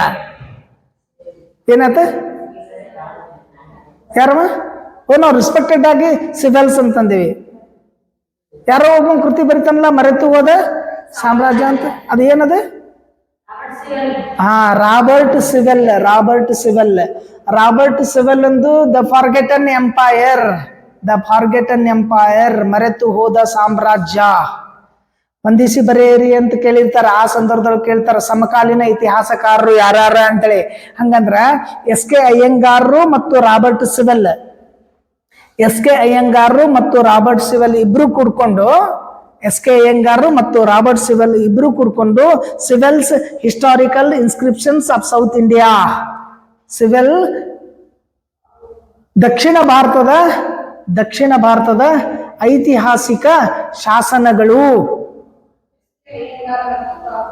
ರಾಬರ್ಟ್ ಸಿವೆಲ್ ಅವ್ರ ಇಬ್ರು ಕೂಡ್ಕೊಂಡು ಸಿವೆಲ್ಸ್ ಹಿಸ್ಟಾರಿಕಲ್ ಅಂದ್ರ ರಾಬರ್ಟ್ ಸಿವೆಲ್ನ ಐತಿಹಾಸಿಕ ದಕ್ಷಿಣ ಭಾರತದ ಶಾಸನಗಳು ಅಂತೇಳಿ ಒಂದು ಪುಸ್ತಕವನ್ನ ಸಂಗ್ರಹ ಮಾಡ್ಕೊಂತಾರೆ. 1900 ಕ್ರಿಸ್ತಪೂರ್ವ 250ರಿಂದ ಹಿಡ್ಕೊಂಡ, ಕ್ರಿಸ್ತಪೂರ್ವ 250ರಿಂದ ಹಿಡ್ಕೊಂಡು 1876 ತನಕ. ಪುಸ್ತಕದ ಹೆಸರು Sewell's historical inscriptions of south India ಅನ್ನುವಂಥ ಪುಸ್ತಕ. ಅದು ಸಂಪಾದನಾ ಕೃತಿ. ಸಿವೆಲ್ಲರ ದಕ್ಷಿಣ ಭಾರತದ ಐತಿಹಾಸಿಕ ಶಾಸನಗಳು. ಸಿವೆಲ್ಲರ ದಕ್ಷಿಣ ಭಾರತದ ಐತಿಹಾಸಿಕ ಶಾಸನಗಳು ಅನ್ನುವಂಥ ಕೃತಿಯನ್ನ ಸಂಪಾದನೆ ಮಾಡ್ತಾರೆ. ಅಂದ್ರೆ ರಾಬರ್ಟ್ ಸಿವೆಲ್ ದಕ್ಷಿಣ ಭಾರತದ ಏನ್ ಶಾಸನಗಳಿದ್ದು ಅದನ್ನ ಸಂಪಾದನೆ ಮಾಡ್ಕೊಂತಾರ. ಅದು ಎಲ್ಲಿದಿಂದ ಪ್ರಾರಂಭ ಆಗ್ತದೆ ಅಂದ್ರೆ ಕ್ರಿಸ್ತಪೂರ್ವ 250ರಿಂದ ಹಿಡ್ಕೊಂಡು 1876 ತನಕ. ಕ್ರಿಸ್ತಪೂರ್ವ 250ರಿಂದ ಹಿಡ್ಕೊಂಡು 1876 ತನಕ ದಕ್ಷಿಣ ಭಾರತದಲ್ಲಿರುವಂತ ಎಲ್ಲ ಶಾಸನಗಳು, ಬಹುತೇಕವಾದ ಶಾಸನಗಳ ಸಂಗ್ರಹ ಅಂತ ಇದನ್ನ ಸಂಪಾದನೆ ಮಾಡ್ತಾರೆ. ಕ್ರಿಸ್ತಪೂರ್ವ 250ರಿಂದ ಹಿಡ್ಕೊಂಡು 1876ರವರೆಗಿನ ದಕ್ಷಿಣ ಭಾರತದಲ್ಲಿರ್ತಕ್ಕಂಥ ಎಲ್ಲಾ ಶಾಸನಗಳು ಅವರಿಗೆ ದೊರಕಿದ್ದು. ಆ ಎಲ್ಲ ಶಾಸನಗಳ ಸಂಗ್ರಹ ಈ ಕೃತಿ ಐತಿ. ಬಟ್ ಇದರದ ಇಂಟ್ರೊಡಕ್ಷನ್ ಏನೈತಲ್ಲ, ಪ್ರಸ್ತಾವನೆ ಅಂತಂದ್ರೆ ಇದು ಎಸ್.ಕೆ. ಅಯ್ಯಂಗಾರ್ ಬರೀತಾರ. ಇದರ ಪೀಠಿಕೆ ಏನೈತಲ್ಲ, ಅವ್ರು ಬರೀ ಶಾಸನಗಳನ್ನ ಸಂಗ್ರಹ ಮಾಡಿದಿರ್ತಾರ, ಯಾರು ರಾಬರ್ಟ್ ಸಿವೆಲ್ ಅಂದ. ಬಟ್ ಅದನ್ನ ಪೀಠಿಕೆ ಬರೆದವರು ಎಸ್.ಕೆ. ಅಯ್ಯಂಗಾರರು ಅಂತ. ಮತ್ತೆ ಕೊನೆಗೇನಪ್ಪ ಅಂತಂದ್ರೆ ವಂಶಾವಳಿ ಬಗ್ಗೆನೂ ಮಾಹಿತಿ ಎಸ್.ಕೆ. ಅಯ್ಯಂಗಾರ್ ಅವರು ನೀಡ್ತಾರೆ. ದಕ್ಷಿಣ ಭಾರತದ ಬಗ್ಗೆ ಏನಾದ್ರೂ ನಾವು ರಿಸರ್ಚ್ ಮಾಡಬೇಕು ಅಂತಂದ್ರೆ ಇನ್ಸ್ಕ್ರಿಪ್ಷನ್ಸ್ ಆಫ್ ಸೌತ್ ಇಂಡಿಯಾ ಅಂತ ಪುಸ್ತಕ ಓದ್ಬೇಕ. ದಕ್ಷಿಣ ಭಾರತದ ಶಾಸನಗಳು ಅಂತ, ಅಥವಾ ಶಾಸನ ಸೂಚಿ ಅಂತ ಹಂಪಿ ವಿಶ್ವವಿದ್ಯಾಲಯದವರು ಪ್ರಕಟ ಮಾಡ್ಕೊಂತಾರೆ. ಜಿಲ್ಲಾ ಶಾಸನ ಸೂಚಿಗಳು, ಕನ್ನಡ ಶಾಸನ ಸೂಚಿಗಳು, ಕರ್ನಾಟಕದ ಶಾಸನ, ಹಿಂಗ್ ಮಾಡ್ಕೊಂಡಿರ್ತಾರೆ. ನಾ ಈಗೊಂದು ತಗೊಂಡ್ ಬಂದೇನೆ, ಹಂಪಿ ವಿಶ್ವವಿದ್ಯಾಲಯದ ಬಿಜಾಪುರ ಜಿಲ್ಲೆಯ ಶಾಸನ ಸೂಚಿ ಅಂತೇಳಿ ತಗೊಂಡ್ ಬಂದು ನನ್ನ ಟೇಬಲ್ ಮೇಲೆ, ಅಂದ್ರೆ ಬಿಜಾಪುರ ಜಿಲ್ಲೆಯ ಶಾಸನ ಸೂಚಿ ಅಂತ. ಹಿಂಗ ರಾಬರ್ಟ್ ಸಿವೆಲ್ ದಕ್ಷಿಣ ಭಾರತದ ಶಾಸನಗಳ ಬಗ್ಗೆ ಒಂದು ಅಧ್ಯಯನ ಮಾಡ್ಕೊಂಡಿದ್ರು. ಅದರದ್ದೊಂದು ಉಪಯುಕ್ತವಾಗಿರ್ತಕ್ಕಂಥ ಮಾಹಿತಿ. ಇನ್ನೊಂದು ಅವ್ರದ್ದು ಮುಖ್ಯವಾಗಿರ್ತಕ್ಕಂಥ ಸಂಪಾದನಾ ಕೃತಿ ಅಂದ್ರೆ 1919 ಪ್ರಕಟ ಆಗ್ತೈತಿ, sources of Vijayanagara history. Source of Vijayanagara history 1919 S K. Aiyangar ಅವರು ಸಂಪಾದನೆ ಮಾಡಿರ್ತಕ್ಕಂಥ ಕೃತಿ ಸೋರ್ಸ್ ಆಫ್ ವಿಜಯನಗರ ಹಿಸ್ಟ್ರಿ. 1919 ಸಂಪಾದನೆ ಮಾಡಿರ್ತಕ್ಕಂಥ ಕೃತಿ ಇದು. ಪ್ರಕಟ ಆಗಿರ್ತಕ್ಕಂಥದ್ದು 394 ಪುಟ, 394 ಪುಟಗಳದಾವ. 100 ಪುಸ್ತಕಗಳನ್ನ ಆಧಾರವಾಗಿಟ್ಟುಕೊಂಡು ಬರೆದಿರ್ತಕ್ಕಂಥ ಕೃತಿ ಇದು. ವಿಜಯನಗರದ ಮೂಲಾಧಾರಗಳು ಅಂತ, ವಿಜಯನಗರದ ಮೂಲಾಧಾರಗಳು ಅನ್ನುವಂಥ ಕೃತಿ 1919 ಸಂಪಾದನೆ ಮಾಡ್ತಾರೆ, ಪ್ರಕಟ ಮಾಡ್ತಾರೆ. ಇದ್ರೊಳಗ 394 ಪುಟಗಳದಾವ. 100 ಪುಸ್ತಕಗಳನ್ನ ಆಧಾರವಾಗಿಟ್ಟುಕೊಂಡು ಬರೆದಿರ್ತಕ್ಕಂಥದ್ದು ಅಂತ. ಇದ್ರಾಗ ಏನೇನೈತಿ ಅಂತಂದ್ರೆ ಗಂಗಾದೇವಿಯ ಮಧುರಾ ವಿಜಯಮದ ಬಗ್ಗೆ ಐತಿ. ಗಂಗಾದೇವಿಯ ಮಧುರಾ ವಿಜಯಂ ಅಂತ ಚರಿತ್ರೆ, ಗಂಗಾದೇವಿಯ ವೀರ ಕಂಪರಾಯ ಚರಿತ್ರೆ ಬಗ್ಗೆ ಮಾಹಿತಿ ಐತಿ. ಎರಡನೆಯ ಡಿಮ್ನ ಸಾಳ್ವಾಭ್ಯುದಯ ಬಗ್ಗೆ ಐತಿ. ಸಾಳ್ವಾಭ್ಯುದಯ ಬಗ್ಗೆ ಐತಿ. ಅಭಿರಾಮ ಅನ್ನುವಂಥವನ ಕಾಮಾಕ್ಷಿಯ ರಾಮಾಭ್ಯುದಯಂ. ಅಭಿರಾಮನ ಕಾಮಾಕ್ಷಿಯ ರಾಮಾಭ್ಯುದಯಂ ಕೃತಿ ಬಗ್ಗೆ ಐತಿ. ಅನಂತಾರ್ಯನ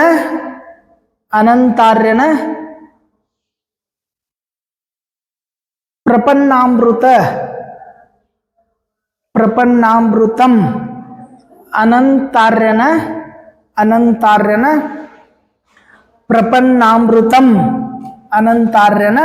ಪ್ರಪನ್ನಾಮೃತಂ ಬಗ್ಗೆ ಮಾಹಿತಿ ಐತಿ. ಸಾಯಣಾಚಾರ್ಯರ ವೇದ ಭಾಷ್ಯಗಳ ಬಗ್ಗೆ ಐತಿ. ಸಾಯಣಾಚಾರ್ಯರ ವೇದ ಭಾಷ್ಯ ಬಗ್ಗೆ ಐತಿ. ಸಾಯಣಾಚಾರ್ಯರ ವೇದ ಭಾಷ್ಯಗಳು. ಸಾಯಣಾಚಾರ್ಯರ ವೇದ ಭಾಷ್ಯ. ಮಾಧವ ಮಂತ್ರಿಯ ತಾತ್ಪರ್ಯ ದೀಪಿಕಾ. ಎಲ್ಲಾದ್ರೂ ಕಾಂಪಿಟೇಟಿವ್ ಎಕ್ಸಾಮ್ದಾಗ ಕೇಳ್ತಿರ್ತಾರ ಪುಸ್ತಕಗಳ ಬಗ್ಗೆ, ಕೃತಿಗಳ ಬಗ್ಗೆ ಮತ್ತು ಲೇಖಕರ ಬಗ್ಗೆ. ಮಾಧವ ಮಂತ್ರಿಯ ತಾತ್ಪರ್ಯ ದೀಪಿಕಾ.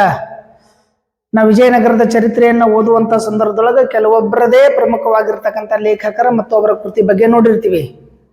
ಬಟ್ ಇಲ್ಲಿ ಸೋರ್ಸಸ್ ಆಫ್ ವಿಜಯನಗರ ಅಂತೇಳಿ ಹಿಸ್ಟ್ರಿಯನ್ನ ಕೃತಿಯನ್ನ ಸಂಪಾದನೆ ಮಾಡ್ತಾರ. ಅದು 100 ಪುಸ್ತಕಗಳನ್ನ ಆಧಾರವಾಗಿ ಇಟ್ಟುಕೊಂಡು ಬರೇ ವಿಜಯನಗರದ ಮೂಲಾಧಾರ ಬಗ್ಗೆನೇ ಬರೀತಾರೆ. ಆ ಮೂಲಾಧಾರದೊಳಗೆ ಮುಖ್ಯವಾಗಿ ಏನು 100 ಪುಸ್ತಕಗಳನ್ನು ಇಟ್ಕೊಂಡಿದ್ರು ಅಂತಂದ್ರೆ ಅದ್ರ ಬಗ್ಗೆ ಮಾಹಿತಿ ಬರ್ತದೆ. ಗಂಗಾದೇವಿಯ ವೀರಕಂಪರಾಯ ಚರಿತ್ರೆ ಬಳಕೆ ಮಾಡ್ಕೊಂಡಾನ. ಎರಡನೇ ಡಿಮ್ ರಾಜನಾಥನ ಸಾಳ್ವಾಭ್ಯುದಯಮದ ಬಗ್ಗೆ ಐತಿ. ಭೀಮರಾಮನ ಕಾಮಾಕ್ಷಿಯ ರಾಮಾಭ್ಯುದಯಮ ಅಂತ ಅನ್ನೋದೈತಿ. ಅನಂತಾರ್ಯನ ಪ್ರಪನ್ನಾಮೃತ ಅನ್ನೋದ್ರ ಬಗ್ಗೆ ಐತಿ. ಸಾಯಣಾಚಾರ್ಯನ ವೇದ ಭಾಷ್ಯದ ಬಗ್ಗೆ ಐತಿ. ಮಾಧವ ಮಂತ್ರಿಯ ತಾತ್ಪರ್ಯ ದೀಪಿಕೆ ಅದನ್ನು ಐತಿ. ತಿರುಮಲಾರ್ಯನ ಚಿಕ್ಕ ದೇವರಾಯ ವಂಶಾವಳಿ. ತಿರುಮಲಾರ್ಯನ ಚಿಕ್ಕ ದೇವರಾಯ ವಂಶಾವಳಿ. ಕೆಳದಿ ಬಸವ ಅಂತ ಬರ್ತಾನ. ಅವಂದು ಶಿವತತ್ವ ರತ್ನಾಕರ. ಕೆಳದಿ ಬಸವಂದು ಶಿವತತ್ವ ರತ್ನಾಕರ.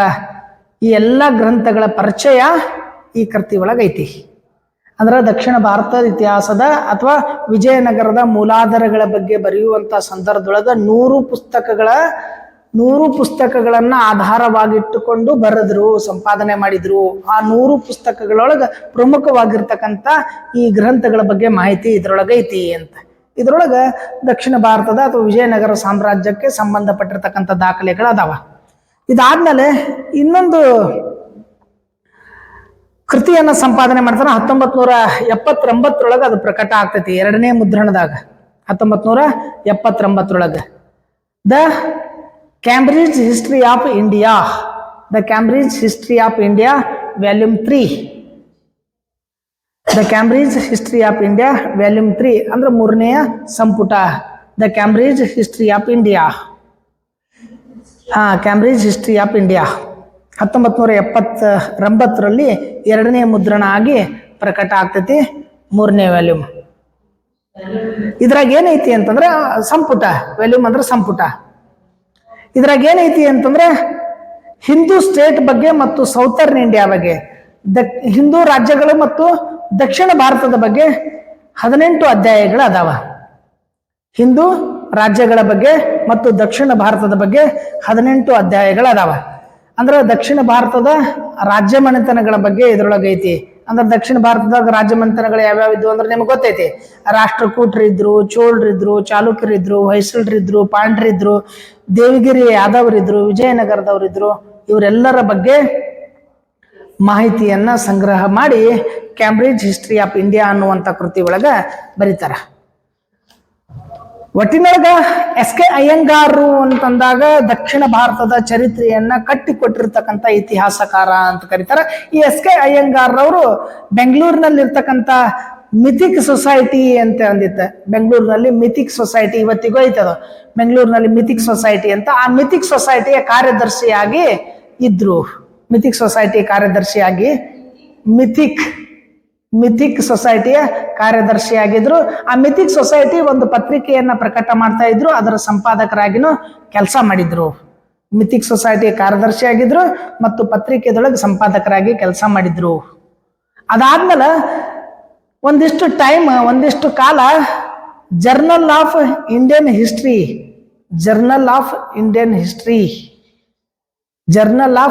ಹಿಸ್ಟ್ರಿ ಅನ್ನುವಂಥ ಪತ್ರಿಕೆಯ ನಿಯತಕಾಲಿಕೆಯ ಸಂಪಾದಕರಾಗಿನೂ ಕೆಲಸ ಮಾಡಿದ್ರು. ಜರ್ನಲ್ ಆಫ್ ಇಂಡಿಯನ್ ಹಿಸ್ಟ್ರಿ ಅನ್ನುವಂಥ ನಿಯತಕಾಲಿಕೆಯ ಮ್ಯಾಗಝಿನ್ನ ಸಂಪಾದಕರಾಗಿನೂ ಕೆಲಸ ಮಾಡಿದ್ರು. ಬಹಳಷ್ಟು ಸಮ್ಮೇಳನಗಳಲ್ಲಿ ತಮ್ಮ ವಿದ್ವತ್ಪೂರ್ಣವಾಗಿರ್ತಕ್ಕಂಥ ಉಪನ್ಯಾಸಗಳನ್ನು ನೀಡಿದ್ರು. ಸಂಸ್ಥೆಗಳಲ್ಲಿ ಉಪನ್ಯಾಸಗಳನ್ನು ನೀಡಿದ್ರು, ವಿಶ್ವವಿದ್ಯಾಲಯಗಳಲ್ಲಿ ಉಪನ್ಯಾಸ ನೀಡಿದ್ರು. ಹಿಂಗೆ ಅವ್ರು ನೀಡಿರ್ತಕ್ಕಂಥ ಉಪನ್ಯಾಸಗಳ ಪಟ್ಟಿ ನೋಡ್ಕೊಂಡ್ರೆ 125ಕ್ಕೂ ಹೆಚ್ಚು ಉಪನ್ಯಾಸಗಳನ್ನು ನಾವು ನೀಡ್ತಾರೆ. ಸಾಕಷ್ಟು ಪತ್ರಿಕೆಗಳಲ್ಲಿ ಅವರ ಲೇಖನಗಳು ಪ್ರಿಂಟ್ ಆಗ್ತಾವ. ಆ ಪತ್ರಿಕೆಗಳಲ್ಲಿ ಪ್ರಕಟಗೊಂಡಿರ್ತಕ್ಕಂಥ ಲೇಖನಗಳು, ಅವರು ನೀಡಿರ್ತಕ್ಕಂಥ ಉಪನ್ಯಾಸಗಳ ಮಾಲಿಕೆಗಳು, ಇವೆಲ್ಲವನ್ನ ಸಂಗ್ರಹಿಸಿ ದಕ್ಷಿಣ ಭಾರತದ ಚರಿತ್ರೆಯನ್ನ ಕಟ್ಟಿಕೊಟ್ರು.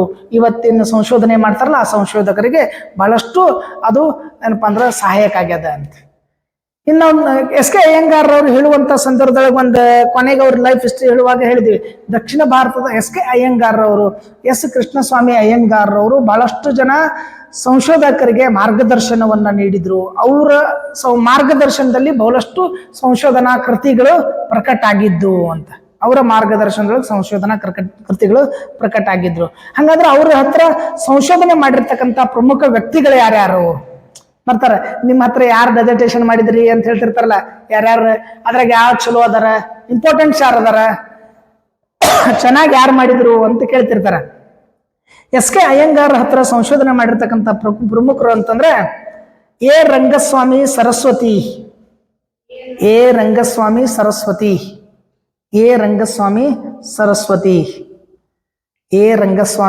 ಸರಸ್ವತಿ ನೆನಪಿಟ್ಟುಕೊಳ್ರಿ, ಯಾವಾಗಾದ್ರೂ ಕೇಳ್ಬಹುದು. A Rangaswami Saraswati sources of Vijayanagara history ಅನ್ನುವಂಥದ್ರ ಬಗ್ಗೆ ಸಂಶೋಧನೆ ಮಾಡಿ ಪ್ರಬಂಧ ಮಂಡಿಸಿದ್ರು. Sources of Vijayanagara history S K Iyengar ಅವರ ಮಾರ್ಗದರ್ಶನದಲ್ಲಿ ಸಂಶೋಧನಾ ಪ್ರಬಂಧವನ್ನ ಮಂಡಿಸಿದ್ರು. ಅದೇ ಬುಕ್ಸ್ ಆಯ್ತು, sources of Vijayanagara history. Satyanath Iyer ಇವರು ಅಯ್ಯಂಗಾರ್ ಅವರ ಮಾರ್ಗದರ್ಶನದಲ್ಲಿ ಸಂಶೋಧನೆ ಮಾಡಿದವರು. Satyanath Iyer. The history of the Nayakas of Madurai.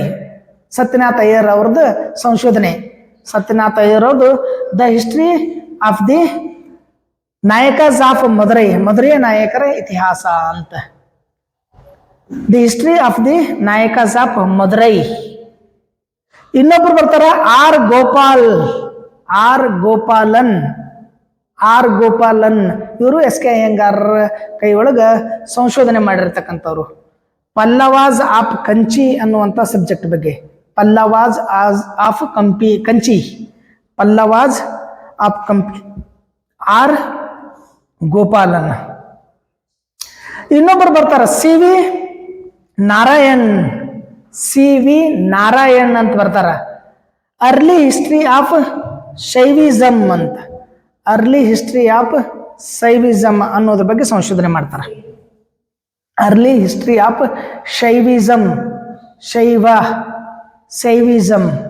ಶೈವರು. Early history of Shaivism ಬಗ್ಗೆ ಸಂಶೋಧನೆ ಮಾಡ್ತಾರೆ. ಇನ್ನೊಬ್ರು ಬರ್ತಾರ ಅಪ್ಪ ದೊರೈ ಅಂತ, ಕೇಳಿರ್ಬೇಕು ಹೆಸರು, ಅಪ್ಪ ದೊರೈ ಅಂತೇಳಿ ಇನ್ನೊಬ್ರು ಬರ್ತಾರ. ಅವರು the economic condition of south India ಅನ್ನೋದ್ರ ಬಗ್ಗೆ ಸಂಶೋಧನೆ ಮಾಡ್ತಾರೆ. The economic condition of south India ಬಗ್ಗೆ ಸಂಶೋಧನೆ ಮಾಡ್ತಾರೆ. The economic condition of south India. ಇವರೆಲ್ಲರೂ ಎಸ್ ಕೆ ಅಯ್ಯಂಗಾರ್ ಹತ್ರ ಸಂಶೋಧನೆ ಮಾಡಿರ್ತಕ್ಕಂಥವ್ರು. ಅವರು ಮಾರ್ಗದರ್ಶನದಲ್ಲಿ ಇವ್ರೇನ್ ಸಂಶೋಧನೆ ಮಾಡಿರ್ತಾರಲ್ಲ, ಈ ಸಂಶೋಧನಾ ಪ್ರಬಂಧಗಳು ಮುಂದೆ ಕೃತಿಯಾಗಿ ಪ್ರಕಟಗೊಳ್ತಾವ. ಅವಾಗ ಹೇಳ್ತಾರೆ ಇವರು ಗೈಡ್ ಆಗಿದ್ರು, ಮಾರ್ಗದರ್ಶಕರಾಗಿದ್ರು ಅಂತ ಹೇಳ್ತಾರೆ. ಬಹುತೇಕವಾಗಿ ಎಸ್ ಕೆ ಅಯ್ಯಂಗಾರ್ ಅವರು ದಕ್ಷಿಣ ಭಾರತದಲ್ಲಿರ್ತಕ್ಕಂಥ ರಾಜಕೀಯ ವ್ಯವಸ್ಥೆ, ಸಾಮಾಜಿಕ ವ್ಯವಸ್ಥೆ, ಶೈಕ್ಷಣಿಕ ವ್ಯವಸ್ಥೆ, ಧಾರ್ಮಿಕ ವ್ಯವಸ್ಥೆ, ಸಾಂಸ್ಕೃತಿಕ ವ್ಯವಸ್ಥೆಯ ಬಗ್ಗೆ ಬಹಳ ಸಂಪತ್ತು ಭರಿತವಾಗಿರ್ತಕ್ಕಂಥ ಚರಿತ್ರೆಯನ್ನ ಕಟ್ಟಿಕೊಟ್ಟವರು. ಇತಿಹಾಸ ಸಂಶೋಧನೆಯಲ್ಲಿ ಇಡೀ ತಮ್ಮ ಜೀವನವನ್ನ ತೊಡಗಿಸಿಕೊಂಡವರು. ಈ ಎಸ್ ಕೆ ಅಯ್ಯಂಗಾರ್ ಅವರ ಚರಿತ್ರೆಯ ಬಗ್ಗೆ ಬಹಳ ಹೊಗಳಿಕೆಯ ಮಾತುಗಳನ್ನ ಬಿ ಸೇಕಲಿ ಅವರು ಹೇಳ್ತಾರೆ. ಎಸ್ ಕೆ ಅಯ್ಯಂಗಾರ್ ಅವರು ಇತಿಹಾಸ ಸಂಶೋಧನಾ ಪಂಥದೊಳಗ ಯಾರು ಬಿ ಸೇಕಲಿ ಅವರು ಹೇಳ್ತಾರೆ ಎಸ್ ಕೆ ಅಯ್ಯಂಗಾರ್ ಬಗ್ಗೆ ಏನ್ ಹೇಳ್ತಾರಂತಂದ್ರೆ, ಇತಿಹಾಸ ಸಂಶೋಧನಾ ಪಂಥವನ್ನ ಪ್ರಾರಂಭಿಸಿದವರಲ್ಲಿ ಅತಿ ಹೆಚ್ಚು ಕೀರ್ತಿ ಸಲ್ಲೋದೇ ಎಸ್ ಕೆ ಅಯ್ಯಂಗಾರ್ರಿಗೆ ಅಂತ. ಇತಿಹಾಸ ಸಂಶೋಧನಾ ಪಂಥವನ್ನ ಪ್ರಾರಂಭಿಸಿದವರಲ್ಲಿ ಹೆಚ್ಚು ಕೀರ್ತಿ ಸಲ್ಲೋದು ಯಾರಿಗೆ ಅಂತಂದ್ರೆ ಎಸ್ ಕೆ ಅಯ್ಯಂಗಾರ್ ಅವರಿಗೆ ಅಂತ. ಯಾಕಂದ್ರೆ ಅವ್ರದ್ದು ಆಗ್ಲಿ ಅಥವಾ ಭಾರತದವರಾಗ್ಲಿ ಅಥವಾ ಯುರೋಪಿಯನ್ರಾಗ್ಲಿ ಏಕಪಕ್ಷೀಯವಾಗಿ ನಿರ್ಣಯಗಳನ್ನ ಮಾಡ್ತಾರೆ. ಭಾರತೀಯರಾಗ್ಲಿ ಯುರೋಪಿಯನರಾಗ್ಲಿ ಏಕಪಕ್ಷೀಯವಾಗಿರ್ತಕ್ಕಂಥ ನಿರ್ಣಯಗಳನ್ನ ಮಾಡ್ತಾರೆ. ಯಾಕಂದ್ರೆ ಇತಿಹಾಸ ಸಂಶೋಧನೆಯೊಳಗೆ ಬಹಳ ದೊಡ್ಡ ಕೊಡುಗೆ ಅಯ್ಯಂಗಾರ್ದ. ಅದನ್ನ ಬಹುಶಃ ಏನಪ್ಪಾ ಅಂತಂದ್ರೆ ಎಲ್ಲರೂ ಮರ್ತು ಬಿಟ್ರೇನೋ, ಮೌನವಾಗಿರೋದು ಮರ್ತು ಬಿಟ್ಟಿದ್ದು ಬಹುಶಃ ಇದು ಆಶ್ಚರ್ಯ ಅಂತ ಅನಿಸ್ತೈತಿ. ಯಾಕಂದ್ರೆ ಎಸ್ ಕೆ ಅಯ್ಯಂಗಾರ್ ಅವರು ಅಷ್ಟು ದೊಡ್ಡ ಕೊಡುಗೆ ಕೊಟ್ಟಿರ್ತಕ್ಕಂಥ ಇತಿಹಾಸಕಾರರು ಅಂತೇಳಿ ಬಿ ಸೇಕಲಿ ಅವರು ಎಸ್ ಕೆ ಅಯ್ಯಂಗಾರ್ ಅವರ ಬಗ್ಗೆ ಅಭಿಪ್ರಾಯವನ್ನು ಪಡ್ತಾರೆ. ಇಷ್ಟು ಎಸ್ ಕೃಷ್ಣಸ್ವಾಮಿ ಅಯ್ಯಂಗಾರ್ ಅವರು ಭಾರತ ಇತಿಹಾಸ ಲೇಖನ ಕಲೆಗೆ ಕೊಟ್ಟಿರ್ತಕ್ಕಂಥ ದೊಡ್ಡದಾಗಿರ್ತಕ್ಕಂಥ ಕೊಡುಗೆ. ಇನ್ನೊಬ್ಬರು ಇತಿಹಾಸಕಾರರು ಬರ್ತಾರ, ಕೆ ಎ ನೀಲಕಂಠ ಶಾಸ್ತ್ರಿ ಅಂತ. ಆ ಕೆ ಎ ನೀಲಕಂಠ ಶಾಸ್ತ್ರಿಯ ಬಗ್ಗೆ ನೆಕ್ಸ್ಟ್ ನೋಡಮಂತ.